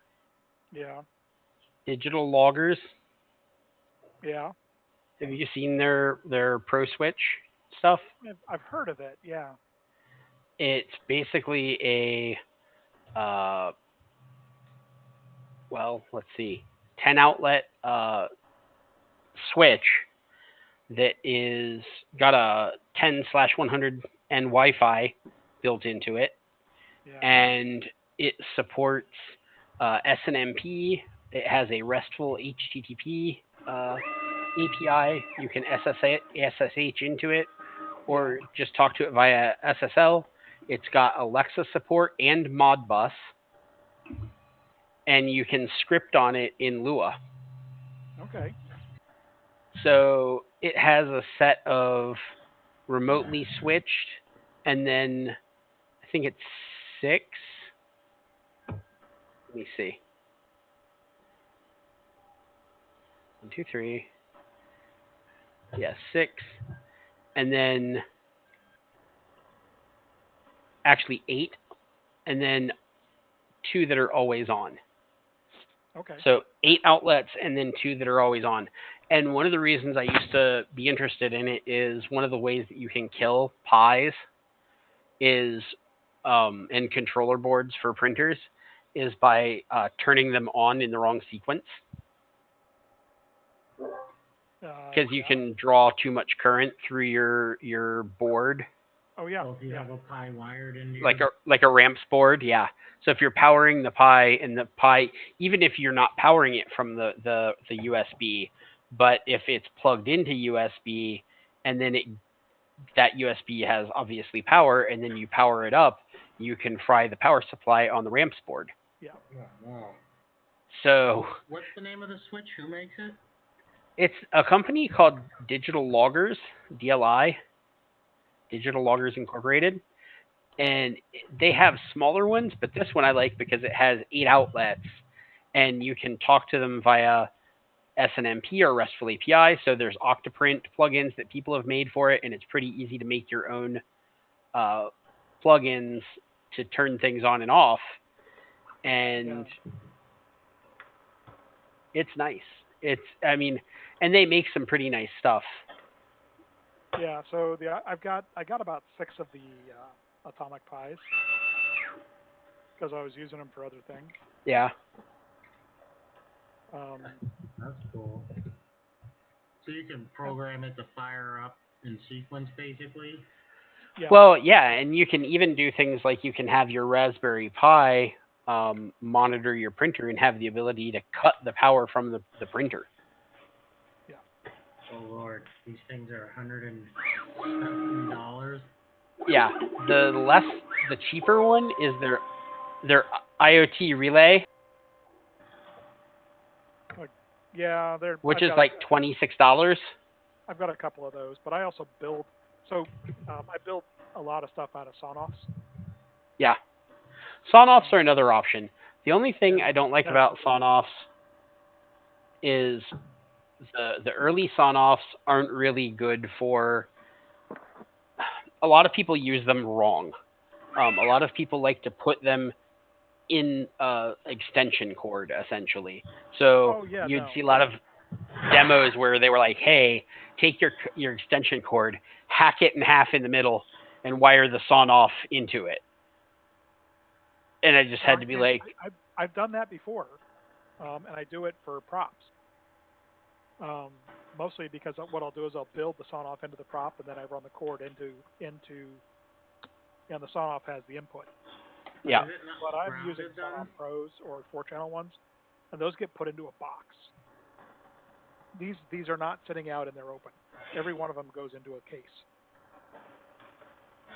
Yeah, that's what most people are not doing. Well, I'm also building, they're built into a case or built into a prop. And then the other thing is a lot of people aren't as smart as you and don't know the difference between, hot and common, right? Well, yeah, that's the thing that. And so they'll put the Sonoff on one side and not the other. Yeah, well, you know which side? I mean, it's labeled. I do a lot of the ones of the Sonoff Basics, or not Sonoff Basics, but the Sonoff SVs. So I'm running. I try to run 12 or 24 volts anyway.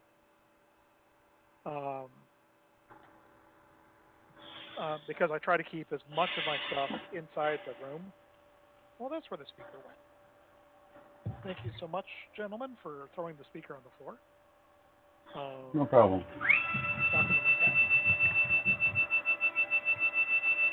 Never worry about talking to your cats. Worry when they talk back. Yeah, they do talk back, but not necessarily in words. Levi, why are you following him? Never mind. They found the ball of yarn. There is yarn. The ball of yarn is now strung across 3 rooms. Nice.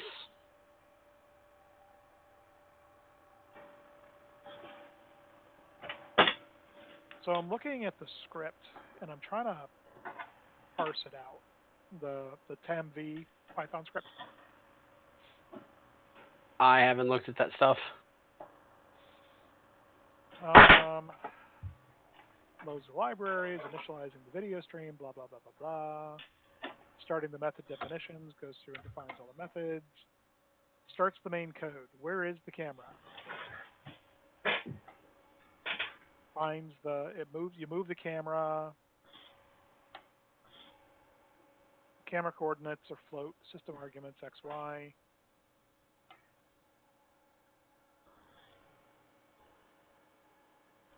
Invoke with no arguments or invoke with the X, Y coordinates of the camera. Exit. Now look at each tool. Tool coordinates is an array. For T in range, printer, get num tools, tool coordinates append to each tool, unmounting the last tool. Where is the number of tools? In range printer, get num tools. Where is the coordinate for that? Where is that? Where is that information? Where is that variable?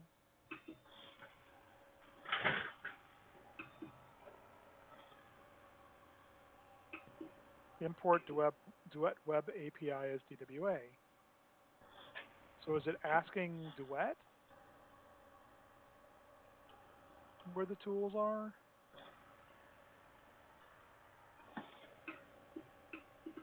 DWA, well, not fingerprint type.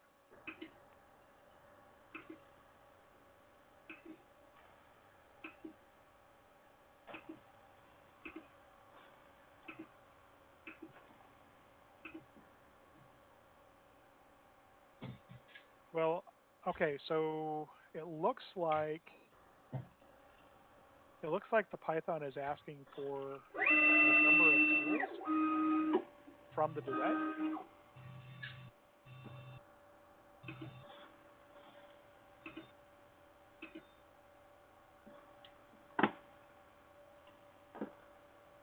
Range printer dot get num tools. Tool coordinates append to each tool.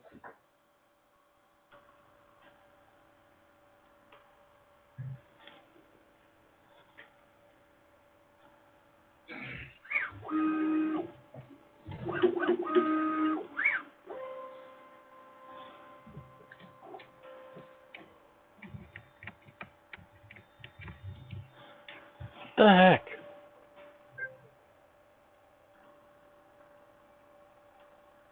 Oh wait, it looks like it's found something. You only have 2 tools to find in your Wow, that's like really well focused. Yeah, except I think it doesn't work as well when it's focused.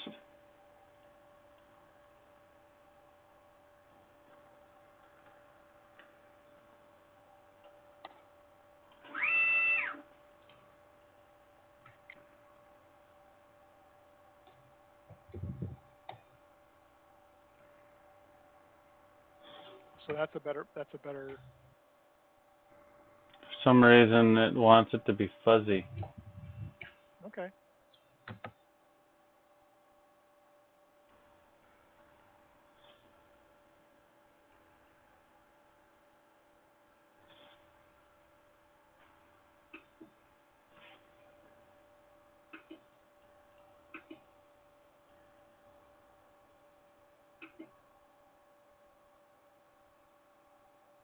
I have no idea what just happened.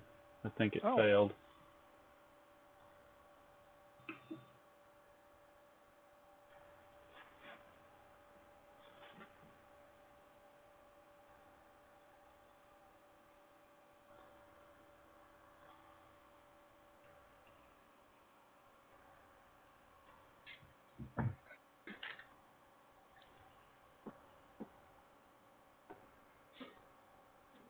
So you have to put the have to park the tool before you start the process. As far as I know. What's that? As far as I know, the answer to that question is yes.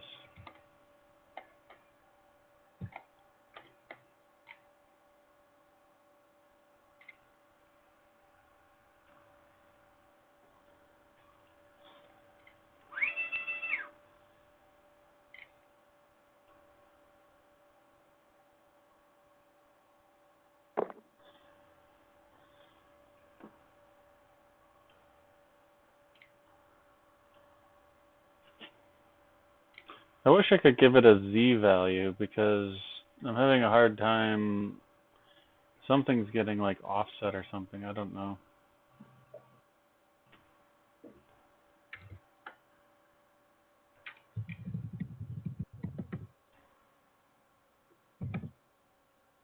There's a TAM V or a ZTAT P. I'm not sure what that does. Okay, set tool active and standby temperatures to 0 before running.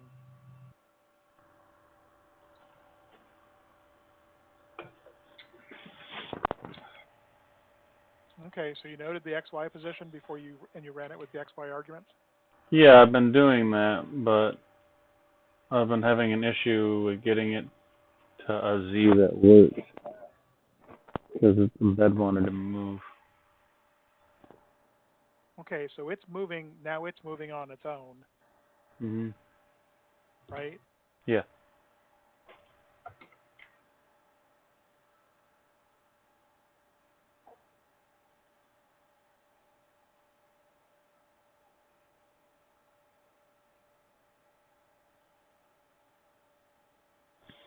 failed again.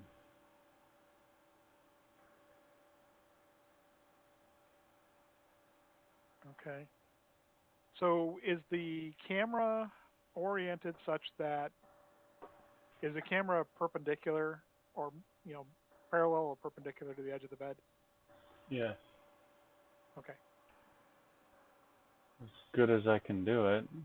I mean, I would imagine the alignment doesn't have to be absolutely perfect. That would be kind of silly. No,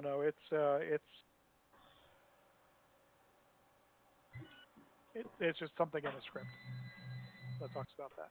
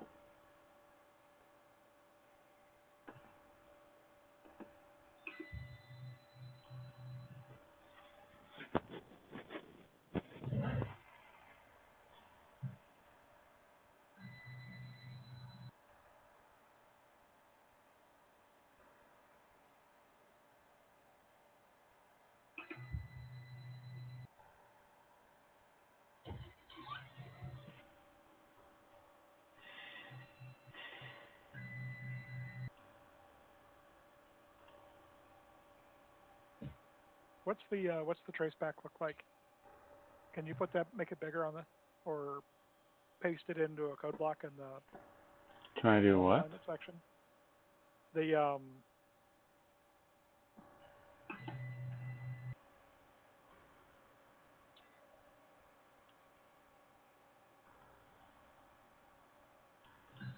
don't know if I can copy from the terminal or not.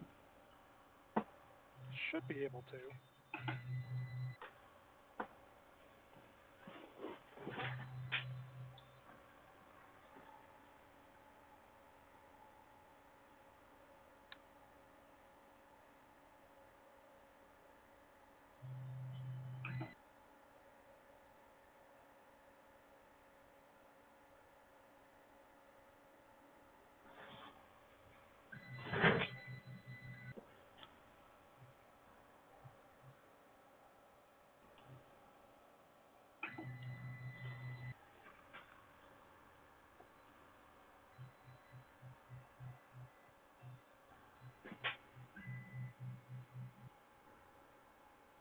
I can't see what the errors are.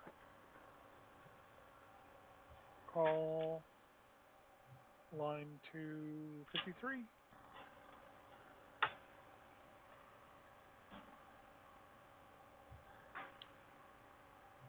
233.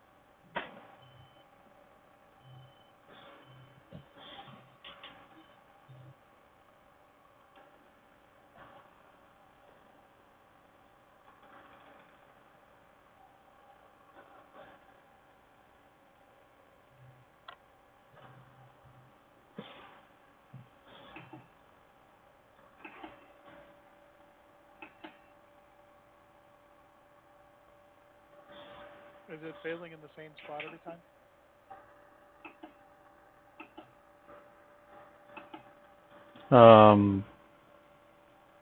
I guess so.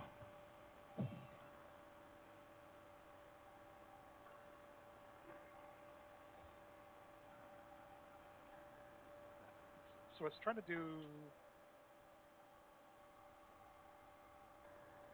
something failed to authenticate. Is that what it said? Hold on.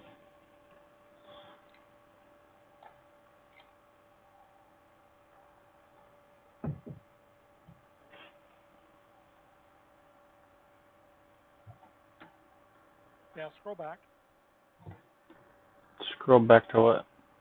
to the beginning of the command of this particular section. Can you, you're in... Here, this is literally everything that exported. No, just, okay, so you see where the last time you entered the command right there?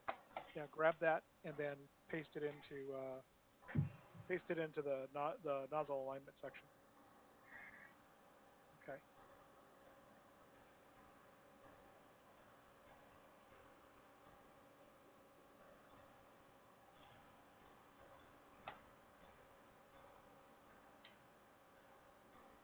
Okay.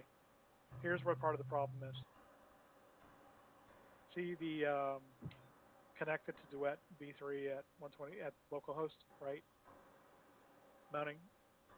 See that failed to authenticate in the DRI? Sure. I have no idea what that means. Means you're not getting the information about the printer from the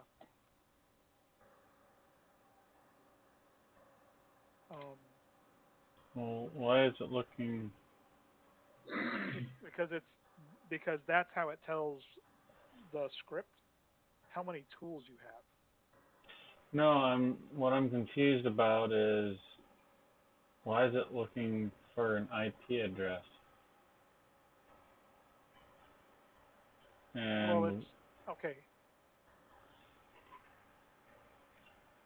And how does it know what IP address to even look for?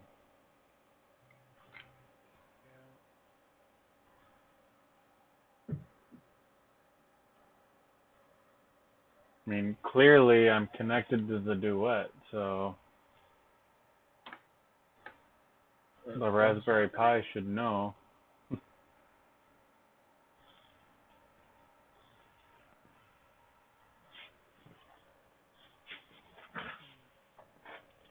There's absolutely no information here on what to do if things don't go right.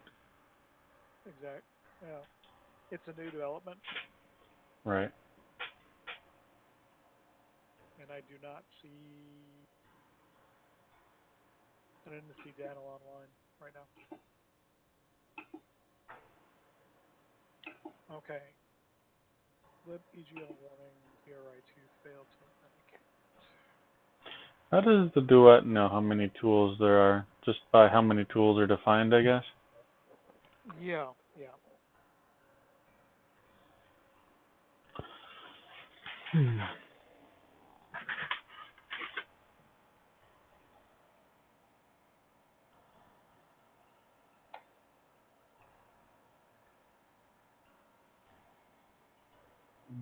Brian, do you use a custom printed mount for trees? I'm sorry, for what? Do you have like a custom mount, on the hot end, like fan system or anything? Oh, no, on these Ender 3s, they're all stock right now. The Ender 3 Pro that I just put together, I got as an Amazon return. And I've got two Ender 5s that I picked up as Amazon returns for pretty cheap. So,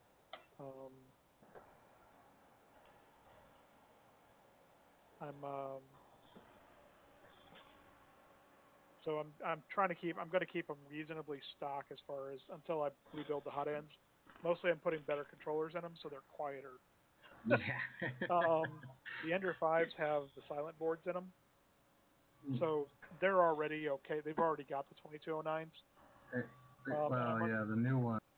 Yeah, so I got some Ender 5 Pros that I got at a really good price. Yeah, you were saying that, yeah. And then the Ender 3 that I just got I also got it at a really good price. So I mean, it doesn't bother me to throw the Ender 3 Pro that I got out there. I put the new board in it because it had the stock Ender 3 Pro board, which is not a silent board. Yep. DRI2 key applications. Why?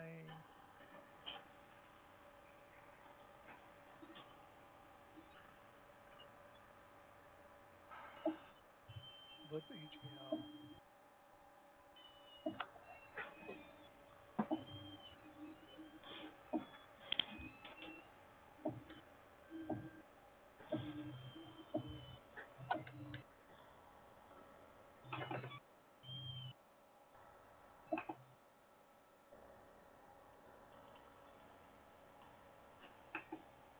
Yeah, she's loud.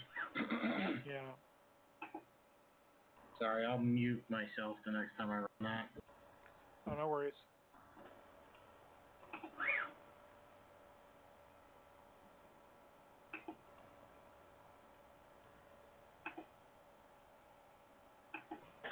Oh, here we go.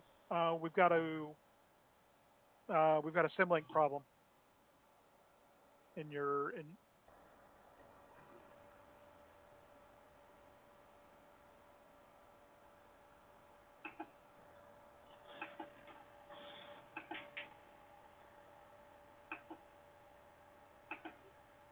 Hey, Steve. Yeah. Coder. Would you how you're a coder. You should fix this, right? You should know how to fix this, right? What can I see? I just put it in the Live stream chat. No, it's actually in the nozzle alignment. It's a Stack Exchange, or it's a Raspberry Pi Stack Exchange article. Because we're getting there's an error that it keeps running into, but the only thing I could found is there's a warning in the EGL library, and it looks like there's a symlink problem.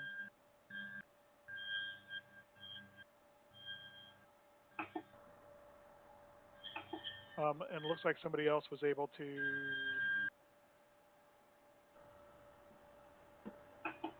fix it with basically they put in a single symlink and it worked. I was just going to see if you could cross-check me on this before I recommend we ask Eric to go ahead and make this entry. Okay, I'm reading through. Okay. I like the victory is ours.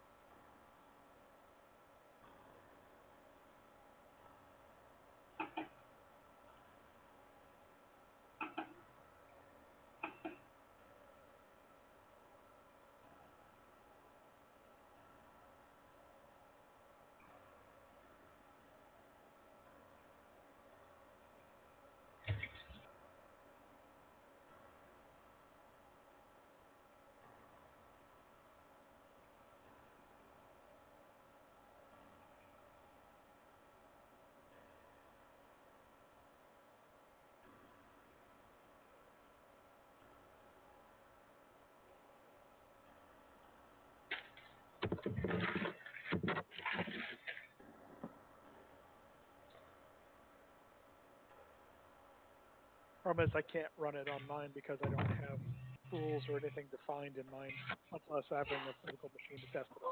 Yeah, I don't know. It looks like what they're saying is that there's a couple library objects. So they're saying basically it's an issue of things, the path's not being correct. Well, Right. of you not having those libraries in the path that's set. So in this case, they're saying they're installed under user lib. Yeah. And then they're expected under another path, so he then symlinks. Yeah.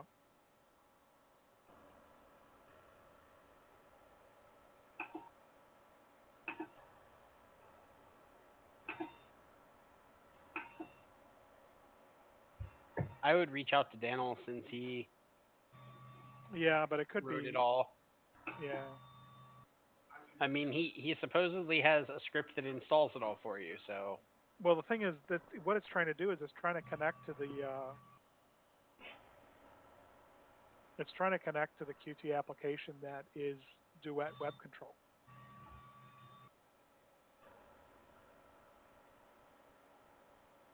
Okay. yeah. So Duet Web Control is a Qt application, right? Okay. I think. I don't think it is. No. Browser-based interface for the RepRap firmware. Yeah, that doesn't use Qt. It's just a web browser. Well, yeah.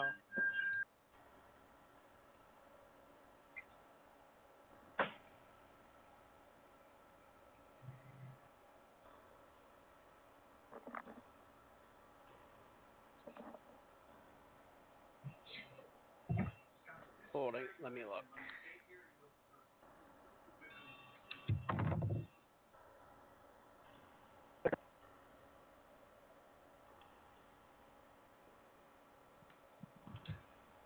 What does it mean by login via SSH? SSH is when you're. Go ahead. So it's trying to use SSH is secure shell. How do you log in via SSH? Buddy? Hold on, let me. Where are you seeing that? Well, I was just looking at the beginning of their stuff here, and I was just gonna look through it to see if there's something that needs to be done here. And because I skipped over the whole VNC stuff, I don't think it would have anything to do with this, but who knows. What did you skip over? I skipped over the VNC stuff because I had already done this with Brian at one point for a different reason. But I don't know if there's something in the way they're setting this up that somehow affects the process. So just in case. The instructions, so I can look through it real quick. Because what it's trying to do right here is it's trying to connect, and I see it says connected to Duet V3 printer at HTTP 127.0.0.1, which is localhost. So it's finding the Duet printer running locally, or the web server that's running the web UI. Yeah.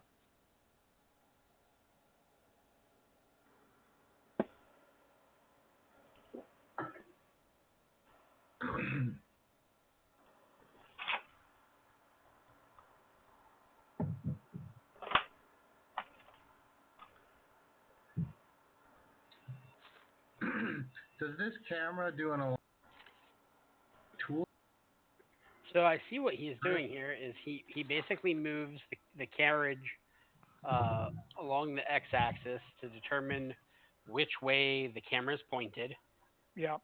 So that if your camera is rotated, he just finds the axis of movement and rotates it so that it's where he expects it to. Yeah.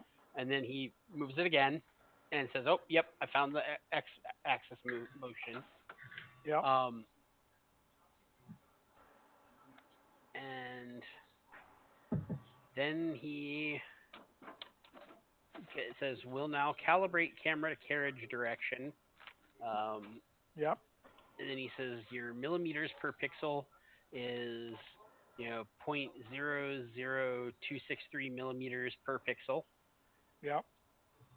Pixels per millimeter is 38. Yeah. Then he sets a bunch of GCode, G91 commands, followed by a G90. Yeah. But there's it's what it's do. It's got to connect to I mean, it's obviously able to send instructions, right? Yeah. Because Yeah. it's moving it around. But what? And then it fails when. Right, and then it fails because it needs to be able to get information back. Because Well, one of it's the things looking for something called user position. Yeah. But it's also one of the things it's supposed to be getting back is the tools. So,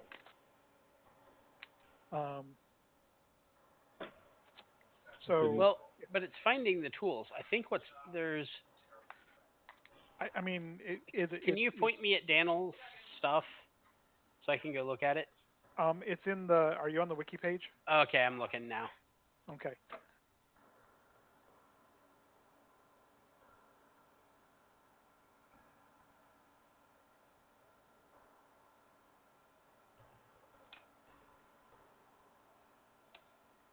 I just realized that I haven't actually eaten since 10 o'clock this morning.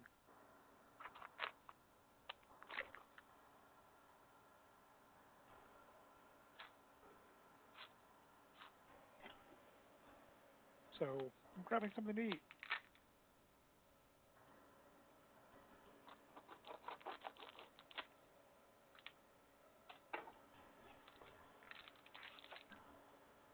The wee beasties have been fed multiple times today, but I have not.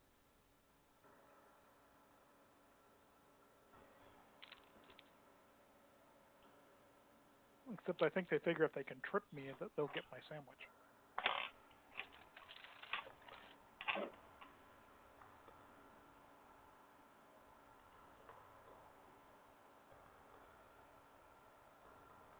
No, I saw Daniel's code. It looks pretty straightforward. And the activities that he was trying to perform, or the actions he's trying to perform, seem pretty straightforward also. But one of the things I saw that seemed to be happening is it's not cycling through the additional tools like it's supposed to, right? Yeah. And the other thing is it's supposed to figure out, where's that first tool, and then it goes and gets the other tools one at a time and adjusts it. You guys are not getting my sandwich. Go away.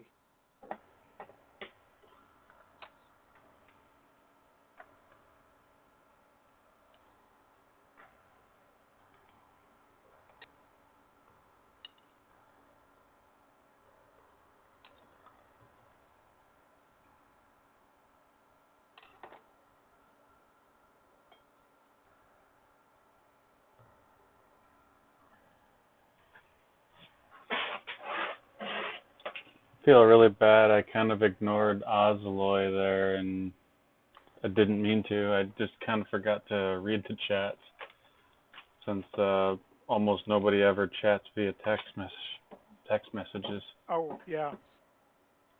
I popped in and said hello. I think thankfully somebody answered him, but I think he gave up. Yeah. Oh, he did? Oh no, he's back on. Okay. Maybe. I mentioned that we're in video and voice too, but we've been distracted.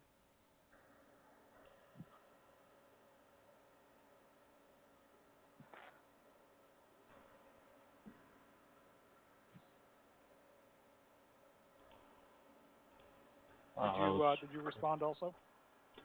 Yeah.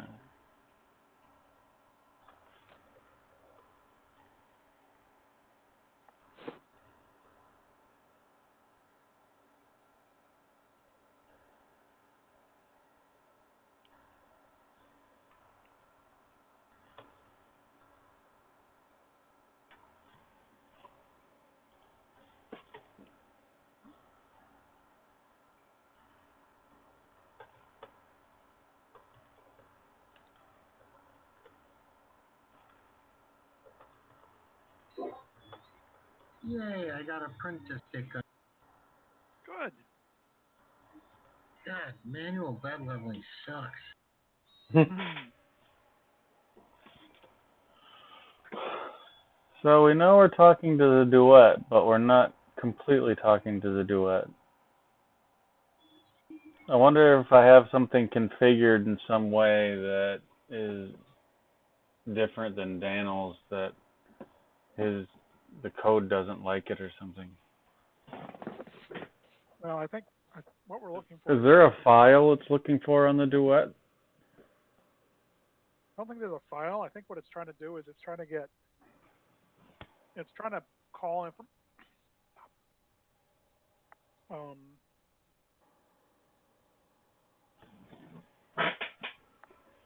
trying to see if there's a Duet API. Well, I'm wondering if there's some sort of configuration that he assumes is done on the Duet that I don't have, because I've kind of departed from his firmware a while back. Yeah. I've opted to go for more Josh's route, to try to make it more synergistic with the current release. But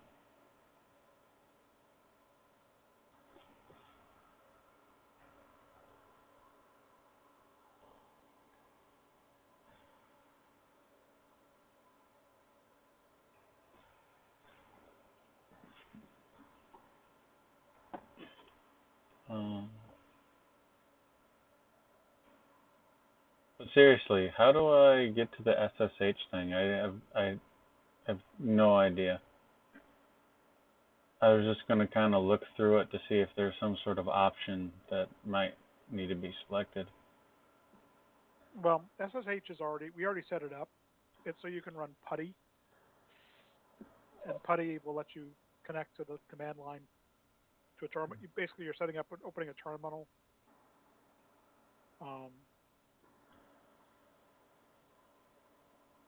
And you're opening a terminal directly to the Pi. Okay.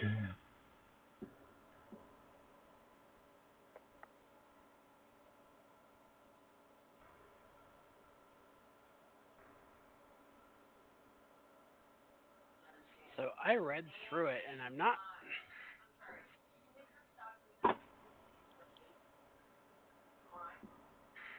I'd have to look at his code.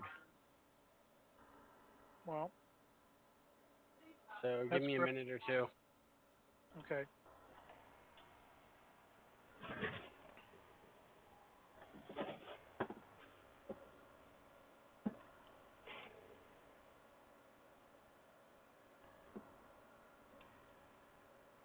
Oh, good. He's back.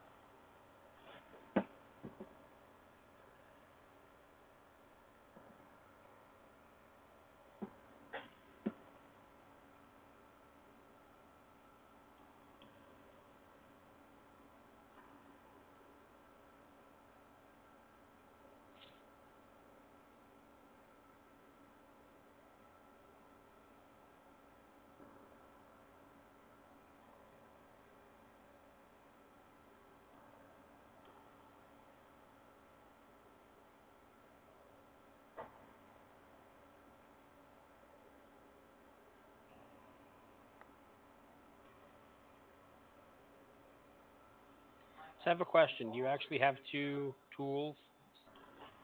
Are you telling, so you only have one tool currently set up, right? No, there's two tools. There's two tools? Okay. And you've got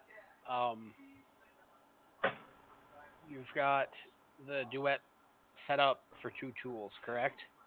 There's not for other tools? I've defined two tools. Okay, so you've only defined two tools. Right.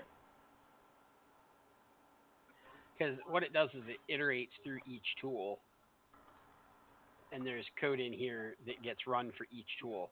So my first thought was, well, hey, if you don't have the right number of tools, that may cause it to fail.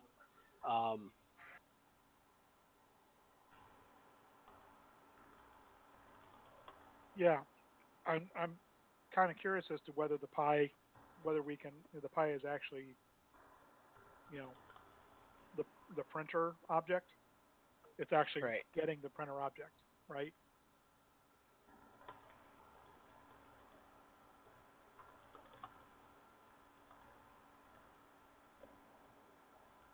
Say that last thing again. I was responding to something that Osloy said.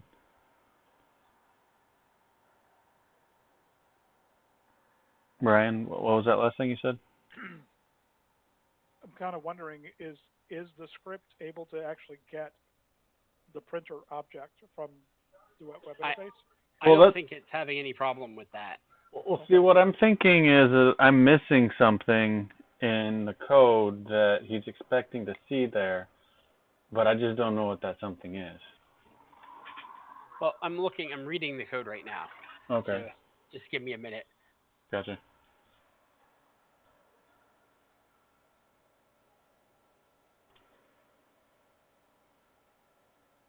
If you figure it out, we'll have to update the wiki.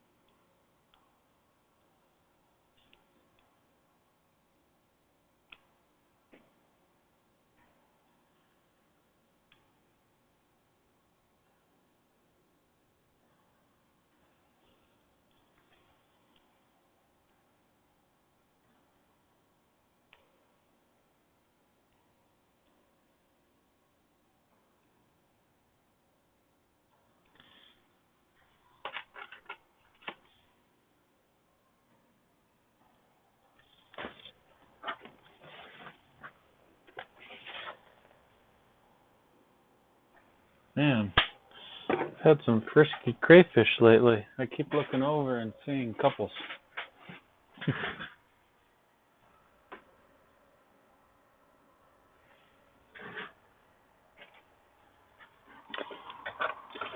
He has a very good point, though. Is there a generic command that'll tell it to dock a tool and it'll know which tool to run the docking script for?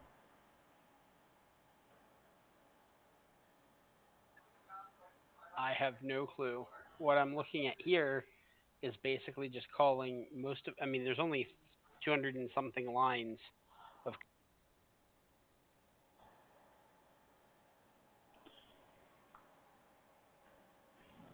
I wonder if Danil has his a more recent version of his firmware. You know what? There may be an issue here. I'm sure there is. Well, what I'm seeing in where it says file.tamv.py line 102 first tool, cv put text, blah blah blah. None type object has no attribute shape. So that is line 102.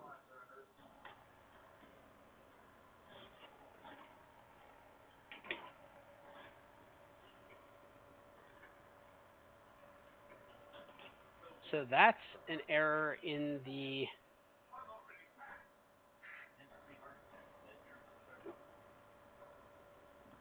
attribute non-type non-type object.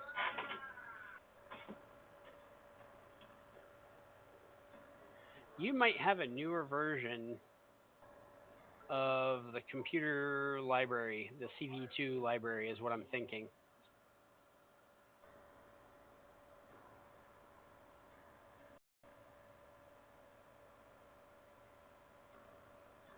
That's simply an error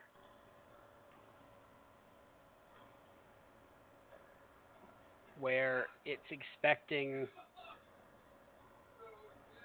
so you give it the frame and then it writes text.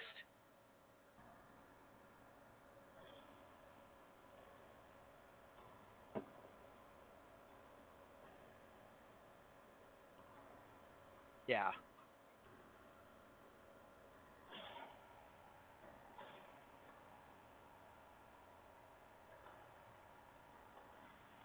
Was your camera working?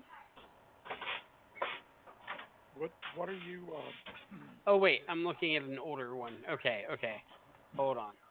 So Because he had posted some outputs in the nozzle alignment chat. Yeah, I'm looking at the latest one now. I scrolled back too far.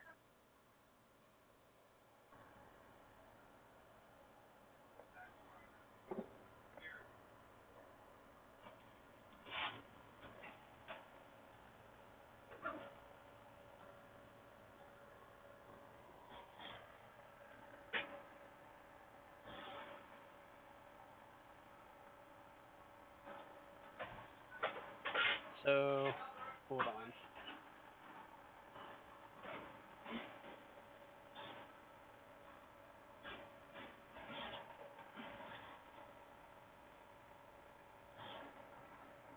Can I have you?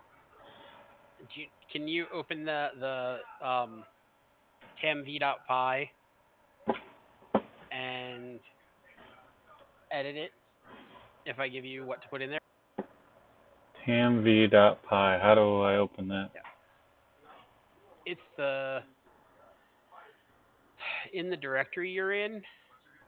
There's a file. So if you type ls, you should see tamv.py. Here, let me switch views so you can see it better.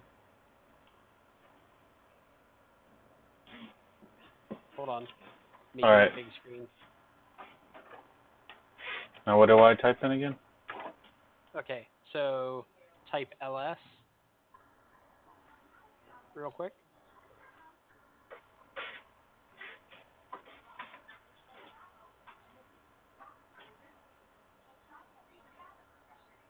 Okay, so there's tamv.py. So line 238. Hold on.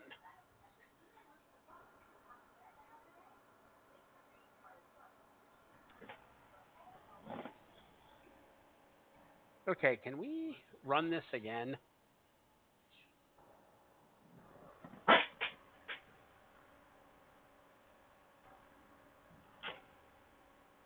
Can you run tamv? Just type tamv. And do you have your Duet web control up? What? Nope. Yeah, let's just stay where we're at real quick. Okay. I did the. Did you now want me to put in coordinates or? Kind of messed. Yeah, we'll want you to. So you can see now we're getting times, we're getting frames, we're getting live frames from the nozzle. Right. I gotta adjust the focus.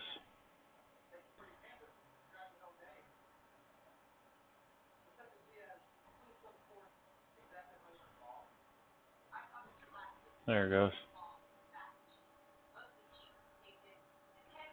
Okay.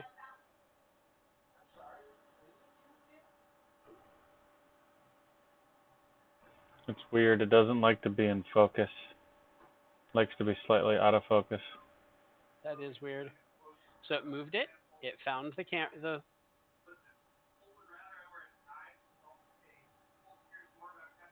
So it's not finding the circle is what it's. Yeah, that's.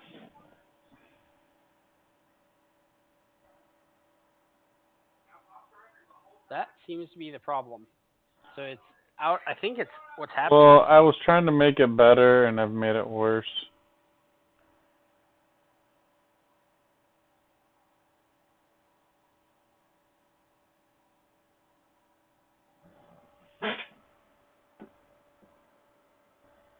No, but it was going and going for a while, and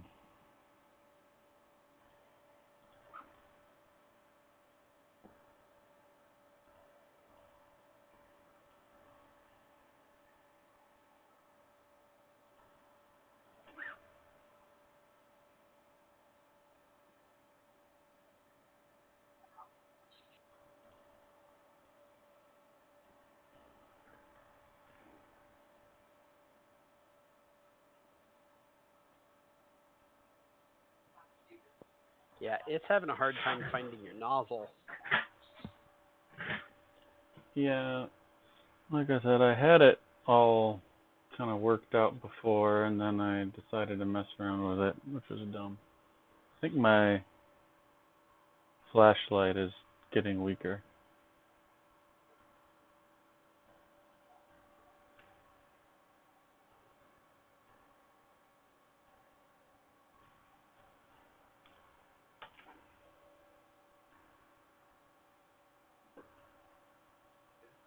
I think it's the strong side shadow. Well, Can you get the light on it from not from the side but from underneath? no, Because that's the problem. it's not If you look at the possible. I would have to put the flashlight inside the bed. Because see what's happening now is before you had oblong shapes. They weren't circles. So it's looking for circles. No.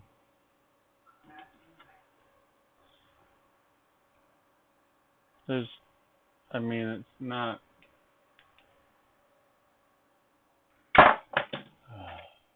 No.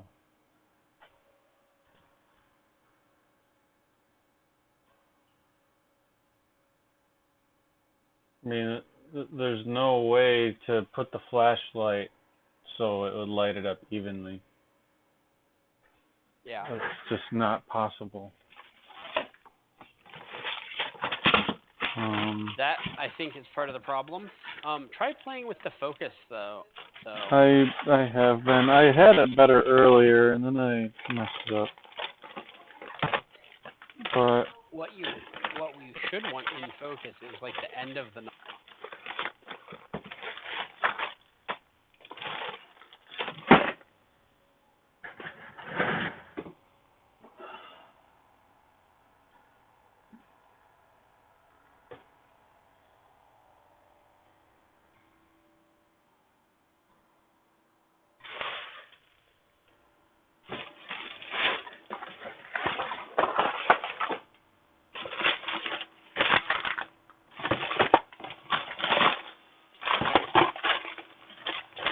I did have something I was going to try to use to light up the nozzles, but I never did get around to doing anything with it. And maybe that was a mistake.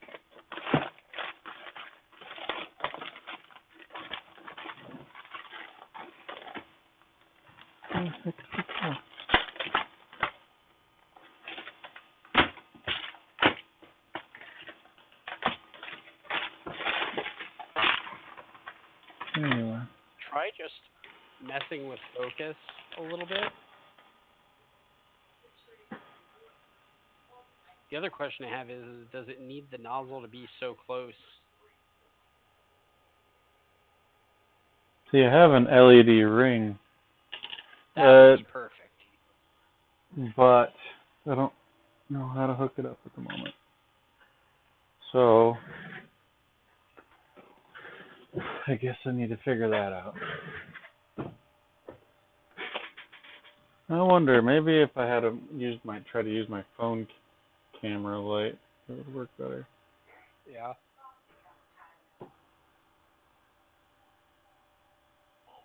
Try getting the point of the nozzle in focus a little bit better. I had it in focus better. It didn't like it.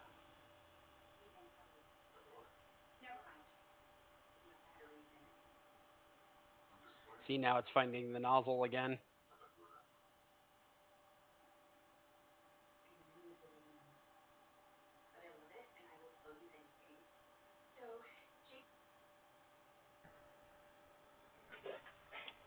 See, when it's in focus, it for some reason thinks it's a horrible thing. I have no idea why.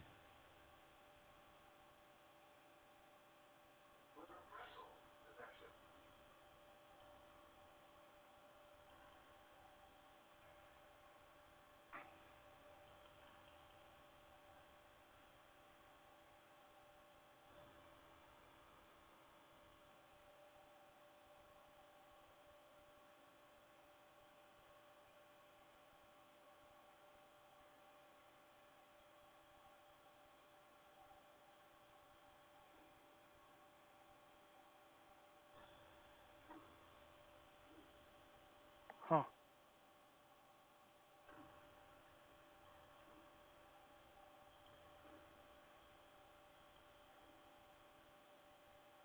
Like, I seriously don't understand how it can't find a circle there. Yeah. Is it possible to move it away? I don't know if moving it closer or further away would help.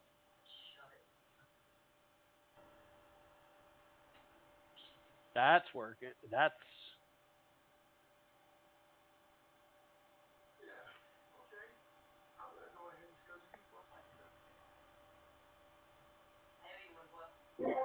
I'd say move it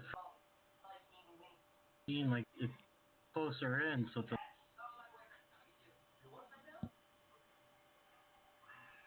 Part of the issue is it's having you're having a hard time with delineation there.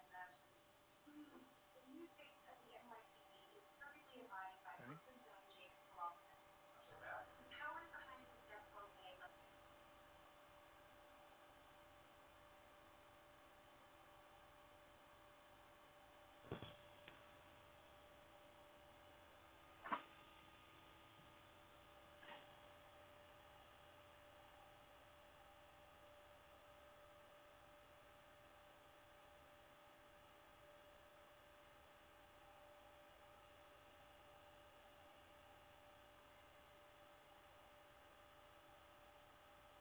Making tiny, tiny, tiny moves, like one step.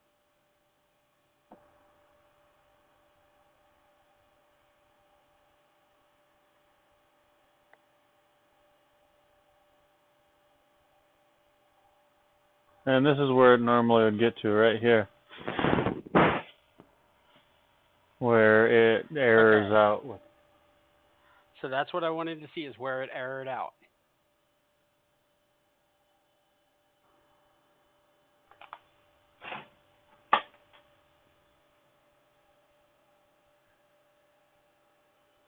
Okay.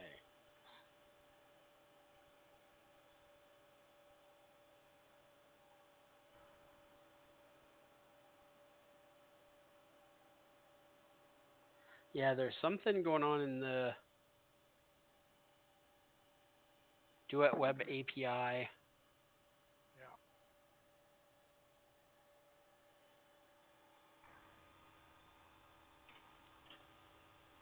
Now, in his thing, there's something about... Hold on, let me see if I can find it again.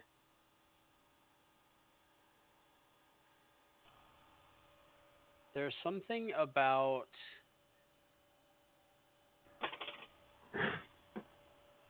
For the first tool, jogging T0 until it appears in the camera window. Then very roughly center the tool, click back to this window and press Control C. That's just getting it in frame. Yeah, if you don't put an XY coordinate, then it is like kind of dummy mode. And then once you put in the X and Y coordinate, it will start running the script.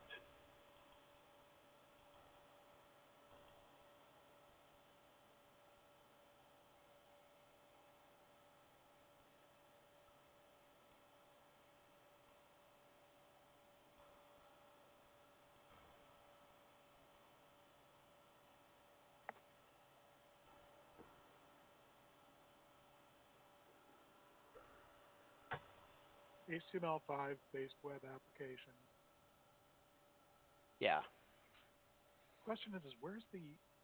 I mean, it's Ajax and JSON. Yeah, he's just.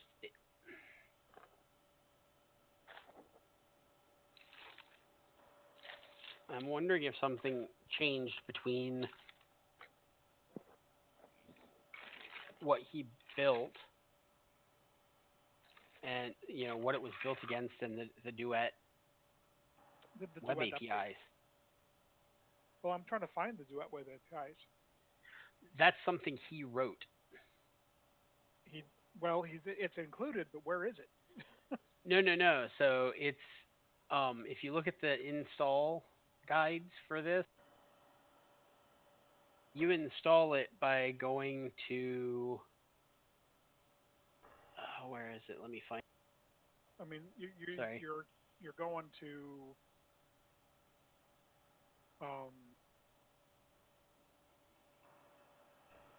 you're going to Daniel's repository, Yeah. right?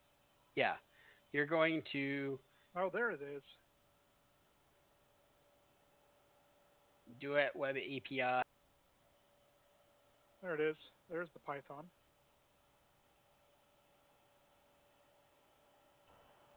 Yeah, Duet web API, and then Duet web API.py.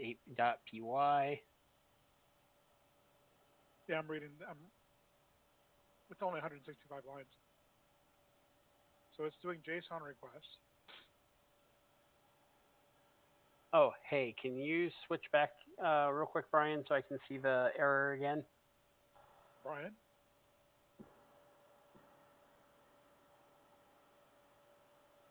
Do you see it? Yeah, hold on just a second. Line 76.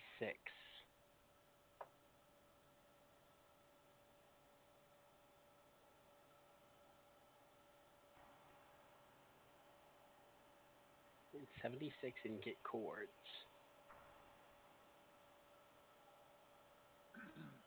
Return.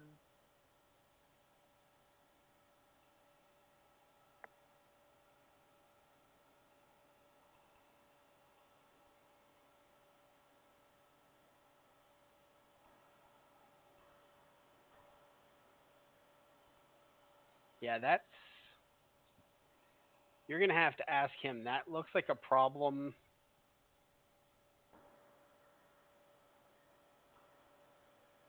And I think... Hold on, give me a second. I think I saw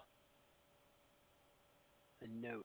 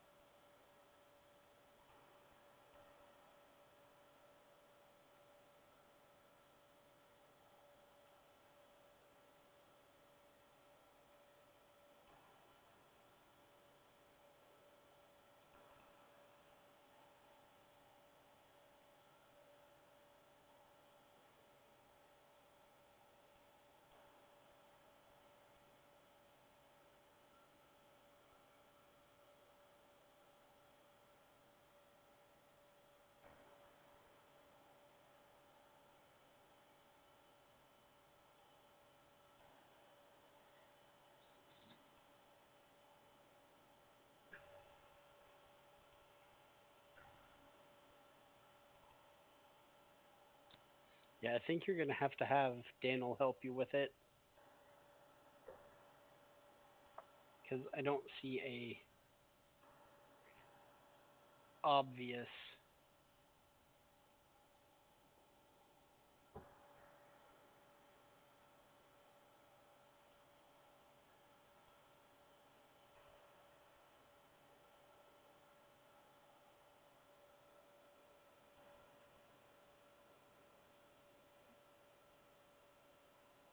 And I see some code that's commented out in here.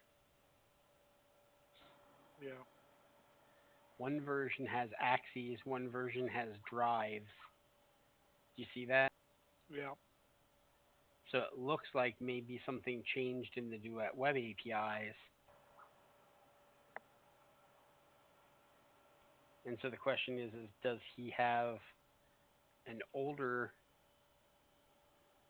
version of that. Now, when did you, you know what? Worst case, pull down the current, reinstall the Duet Web API, which is just loading up these scripts into that folder. Reload what now?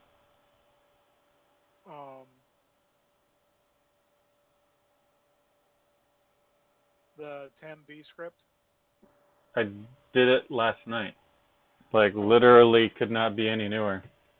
Okay, and you got the Duet Web API library last night as well? Oh, as you said, the TMV stuff. I followed the instruction manual, so Okay. I'm not. And then when What? How new is the Duet 3 install?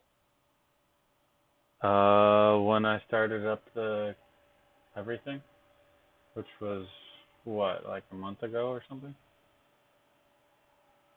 Okay, let me look at something here. You mean the Duet firmware? Yeah. Yep. Oh, well, that's the latest official release. It's not any of the release candidates. Okay. I'm not even sure how you update the firmware on here, to be honest. So 26 days ago, he made a change to get num tools. Yeah. Oh, updating the firmware on the Duet? Yep. Yeah, I'm not sure how you do that with the Pi. Oh, it's actually really easy. One sec, I'll throw you a link at it.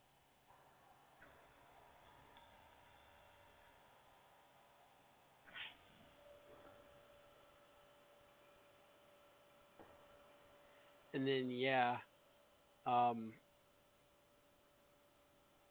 get chords line 76 was changed 7 days.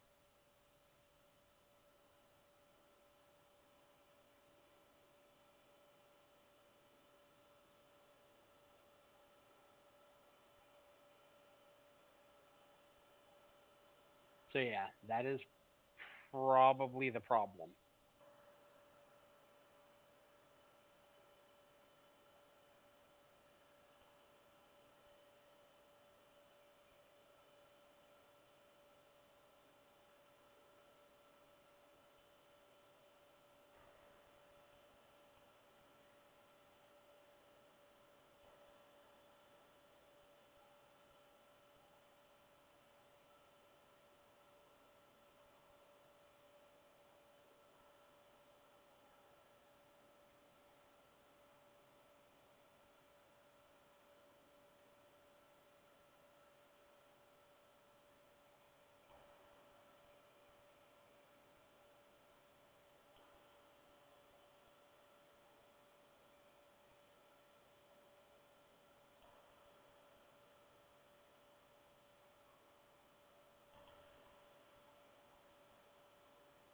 If you just do, so the easiest way to update the firmware on the Duet is to do the update of the firmware on your Pi, but just the apt-get update, sudo apt-get update, followed by sudo apt-get upgrade, and it'll take care of the Duet as well. I'm sorry. One more time. I'm sorry. So to upgrade the firmware on the Duet 3, just update the Pi. Run sudo apt-get apt-get. I think we've done this before. I'll copy paste it in the live stream chat. Yeah, if you could, because I don't know. Yeah.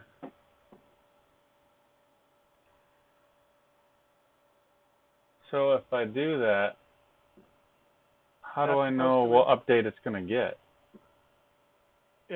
It says this will install the latest software components and the latest RepRap firmware version on your Duet 3. Okay. So it'll update it from the repositories. But if Daniel's running a release candidate instead of an official release, then Well, I mean, this won't be any worse than where you're at, essentially, Yeah. right?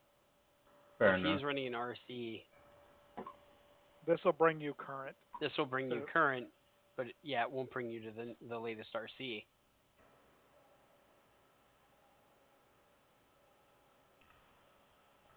I would be interested because I think in the latest RC they're trying to release NeoPixel control, which is what this LED ring is. Yeah, well, you can do NeoPixels off the Pi if you need to. You just have to figure out which pins to pick off of. It's about as. It's actually. It's too close.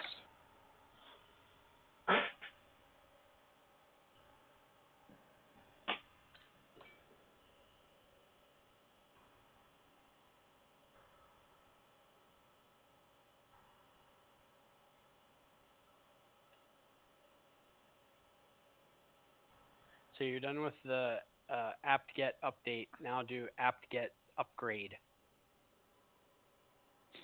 What's that do? So basically, update pulls all the packages down.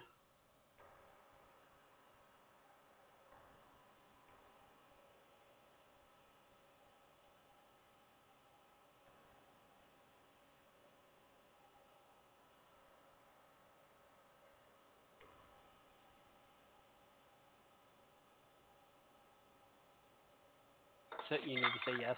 Yep. Thank you, sir, for throwing that on the floor. You're welcome. Well, it didn't break. It's Corel.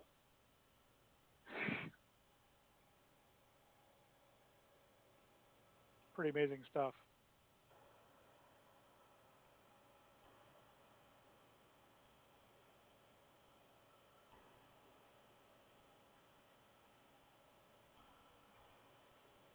You can't have it. You threw it on the floor.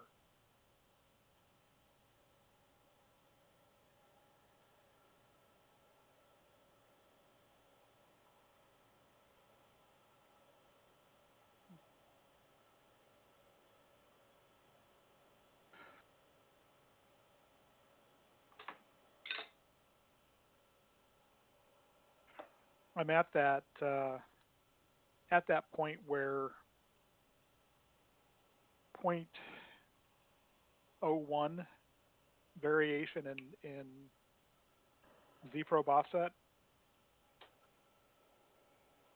There's enough variation in the bed Oh, flatness itself yeah.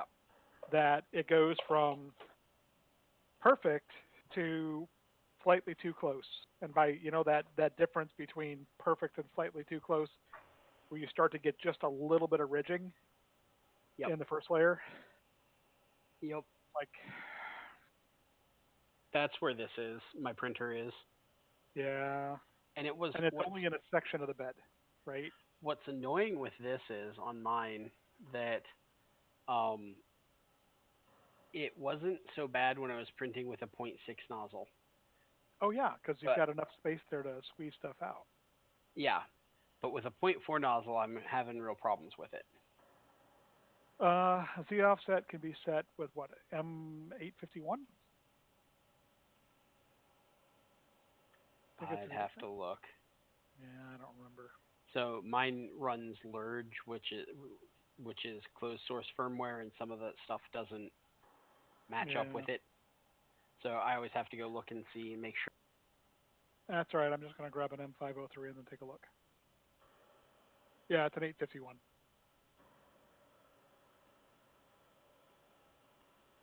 M851 Z minus 3.735. Save.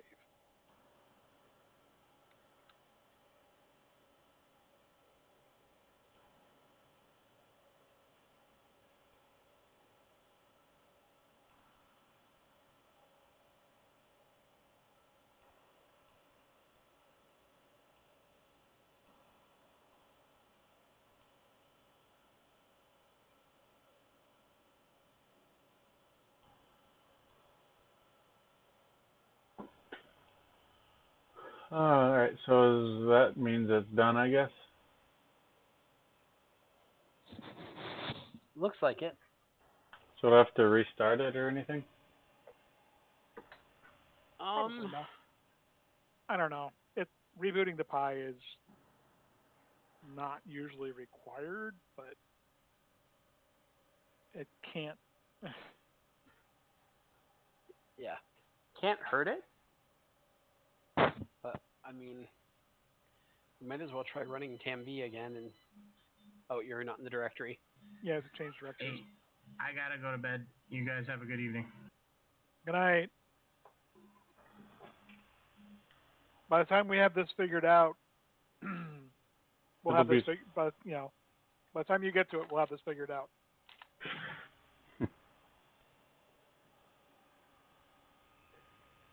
Where did my zip ties go?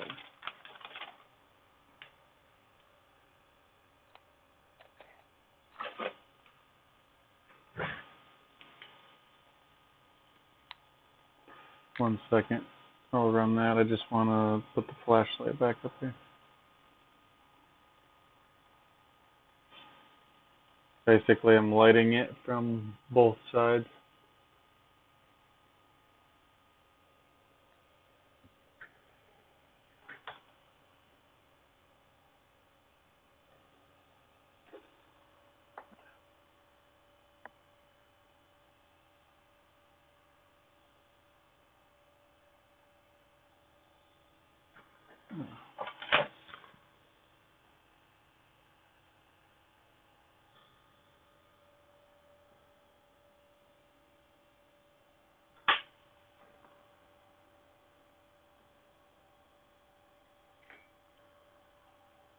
So when I remounted my motors on the motor plates, or the main motors on the motor plates. Yeah.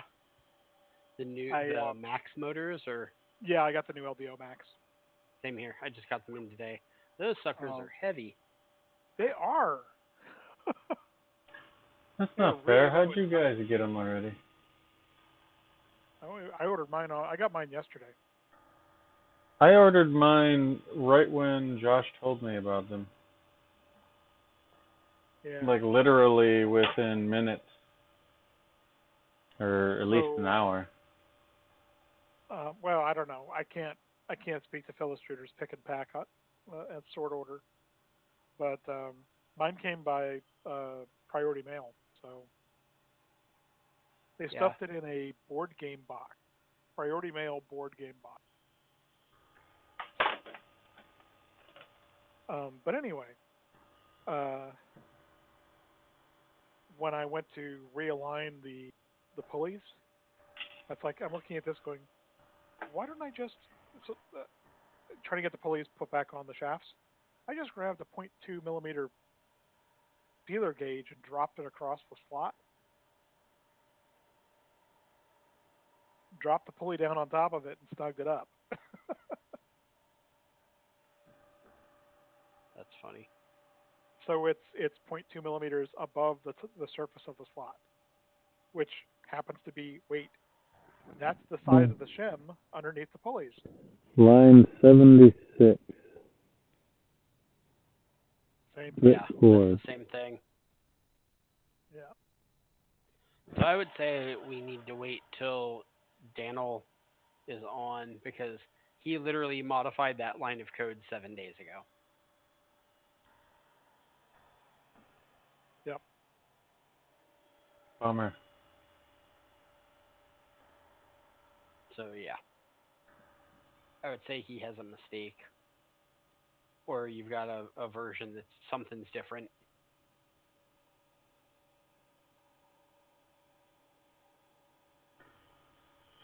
Well,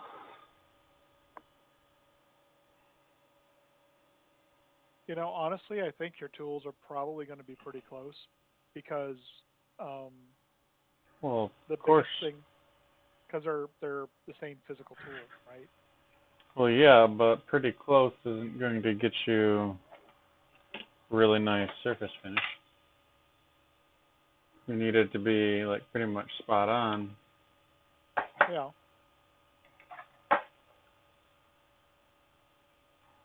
Which I could use the method that Josh was originally going to employ and just look at it. Yep. But, Well, hey guys, I gotta get ready for sleep.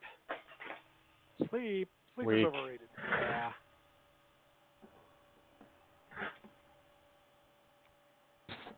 So, all right, guys. All right, have a good night. Good luck.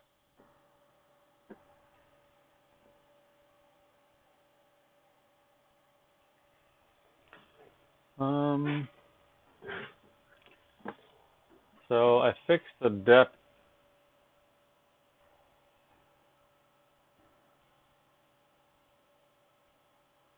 Yeah.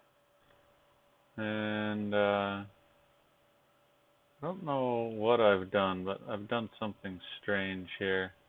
I don't know why this is a step like has a line through the face. I'm not sure because that wasn't there before. All I did was Separate bodies. they were separate bodies at one point, but they're no longer separate bodies.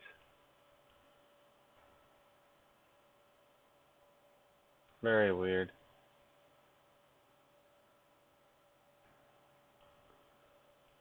Yeah, it's strange because I seem to have two of the same feature.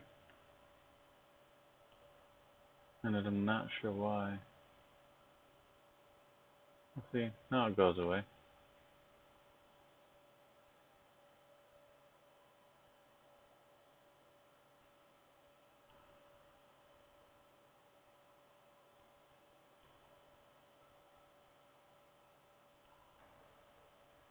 Alright.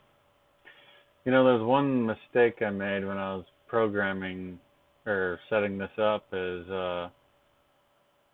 I didn't make it so that this could be widened. Ah. I'm gonna have to figure out how to do that at some point. Oh, I remember the other thing I wanted to do. So I used Josh's holes here, and they, for some reason, seems too big. Really? Okay. Yeah, like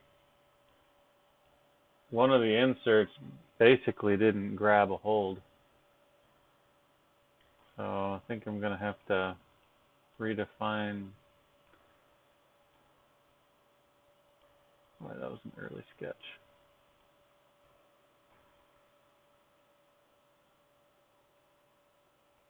Oh, wait a minute. That's not how I did it. I think. Or did I?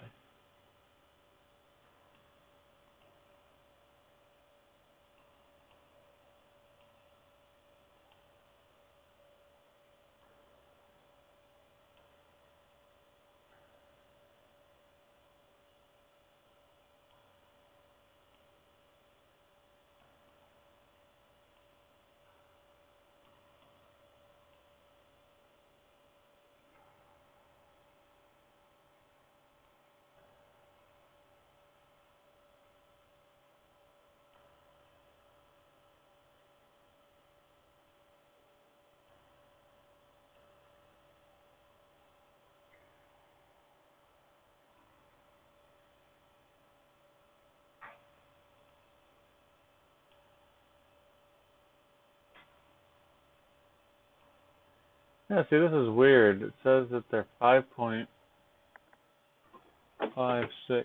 So I really didn't do anything here. They should be exactly the same size as the holes that are in the existing part.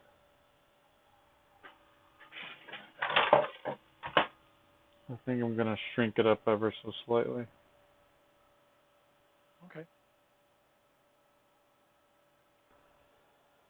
Yeah. See, these holes are 5.56, and that is exactly the size of the insert.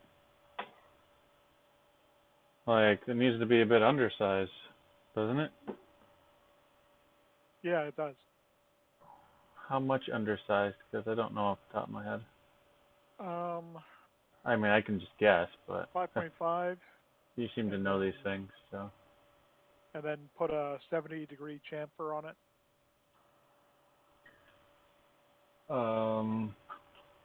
I guess I could put a chamfer on it.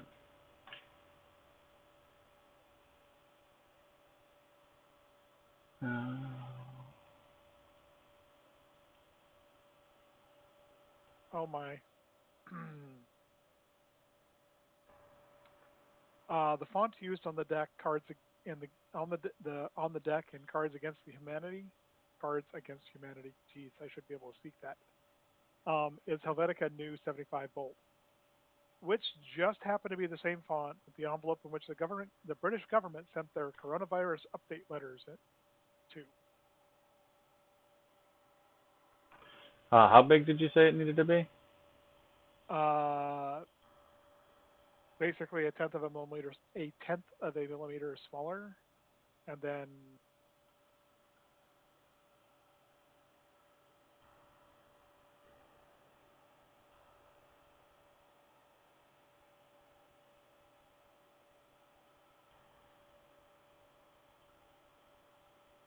A tenth of a millimeter smaller?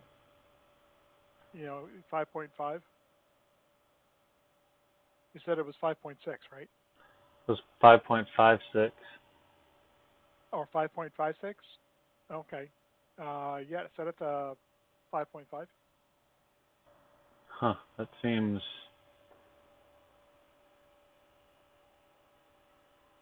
like it wouldn't do much. Are these 4 millimeter or M4? I mean, a tenth of a millimeter in radius or a tenth of a millimeter in diameter? Because that's, if I set it to 5 point, I mean, that's basically the same size hole. You know what I mean? Yeah. Check the. Hold on. I don't have my.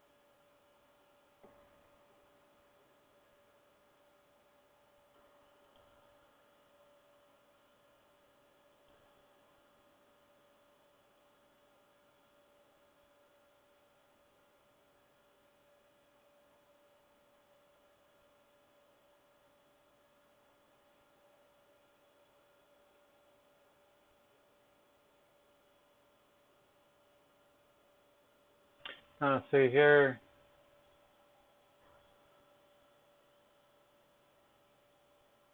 All right, the diameter D1 is 3.6, but the hole would be 3.2. So that's 0.4 millimeters smaller. That makes more sense. That's, Okay. well, that's for an M2 though. For an M3, D1, if D1's 4.6, B is 4. So that's actually, 0.6 smaller. so if I measure this real quick, Yeah. and so I should have like, yeah, 5 millimeters basically. Should be undersized by about a little more than a half. Okay.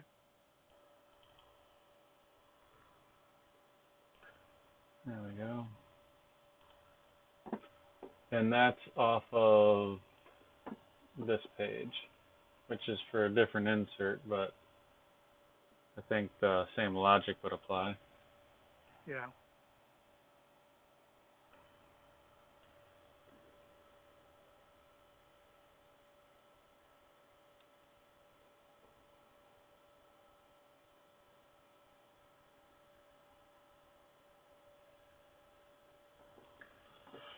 Alright, so that should be good to print now.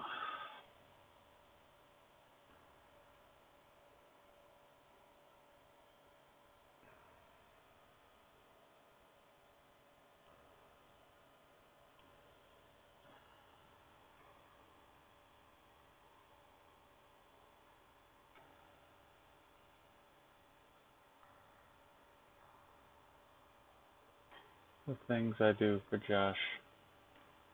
Getting rid of all my capital letters and spaces.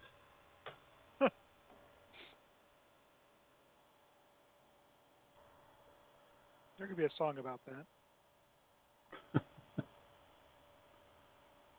You know what? Oh, I wait. think I actually, You said a small taper. so on the surface that you're pressing into, whichever side, throw a chamfer on that, but it's not. Don't do a 45 chamfer. Do like a 70 degree, so that it's Shallow. not. How deep of a chamfer? You see that? Well, it's okay. So how much did you move it out?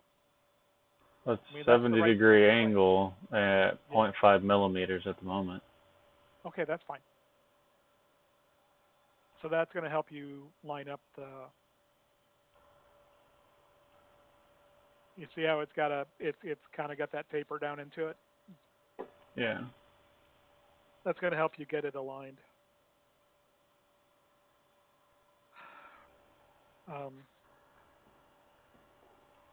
Okay, Mischief, what did I do with it? It's your own fault for naming the cat Mischief, you know. He's a good boy. He wants me to go to bed, is what he does. He wants me to. Well, that's because he's smart. What? I said that's because he's smart.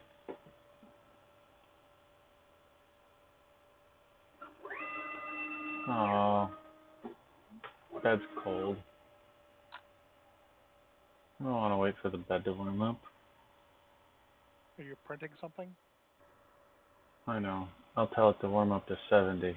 It'll warm up faster. Yeah, I wanted to get this print going tonight. So I can hopefully replace this stuff in the morning. Okay. Or sometime tomorrow, at least.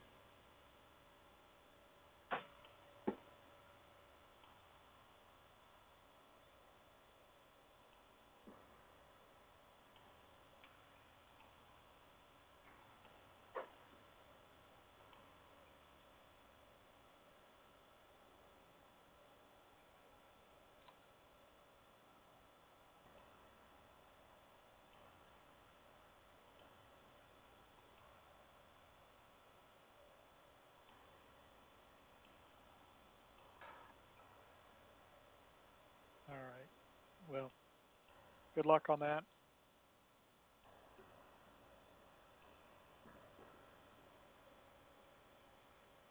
I'm gonna take off. Yeah, I'll be to bed soon. Okay. Good night. Talk to you tomorrow. Maybe. Maybe not. Depends. All right. Well, I got my pie ready. At least I got my pie ready to go for the duet. So we'll see how things are. We'll see what happens when I get to the point where I'm actually wiring all this stuff up. I'll hope to get some more dust stuff done this weekend. So take it easy. You too.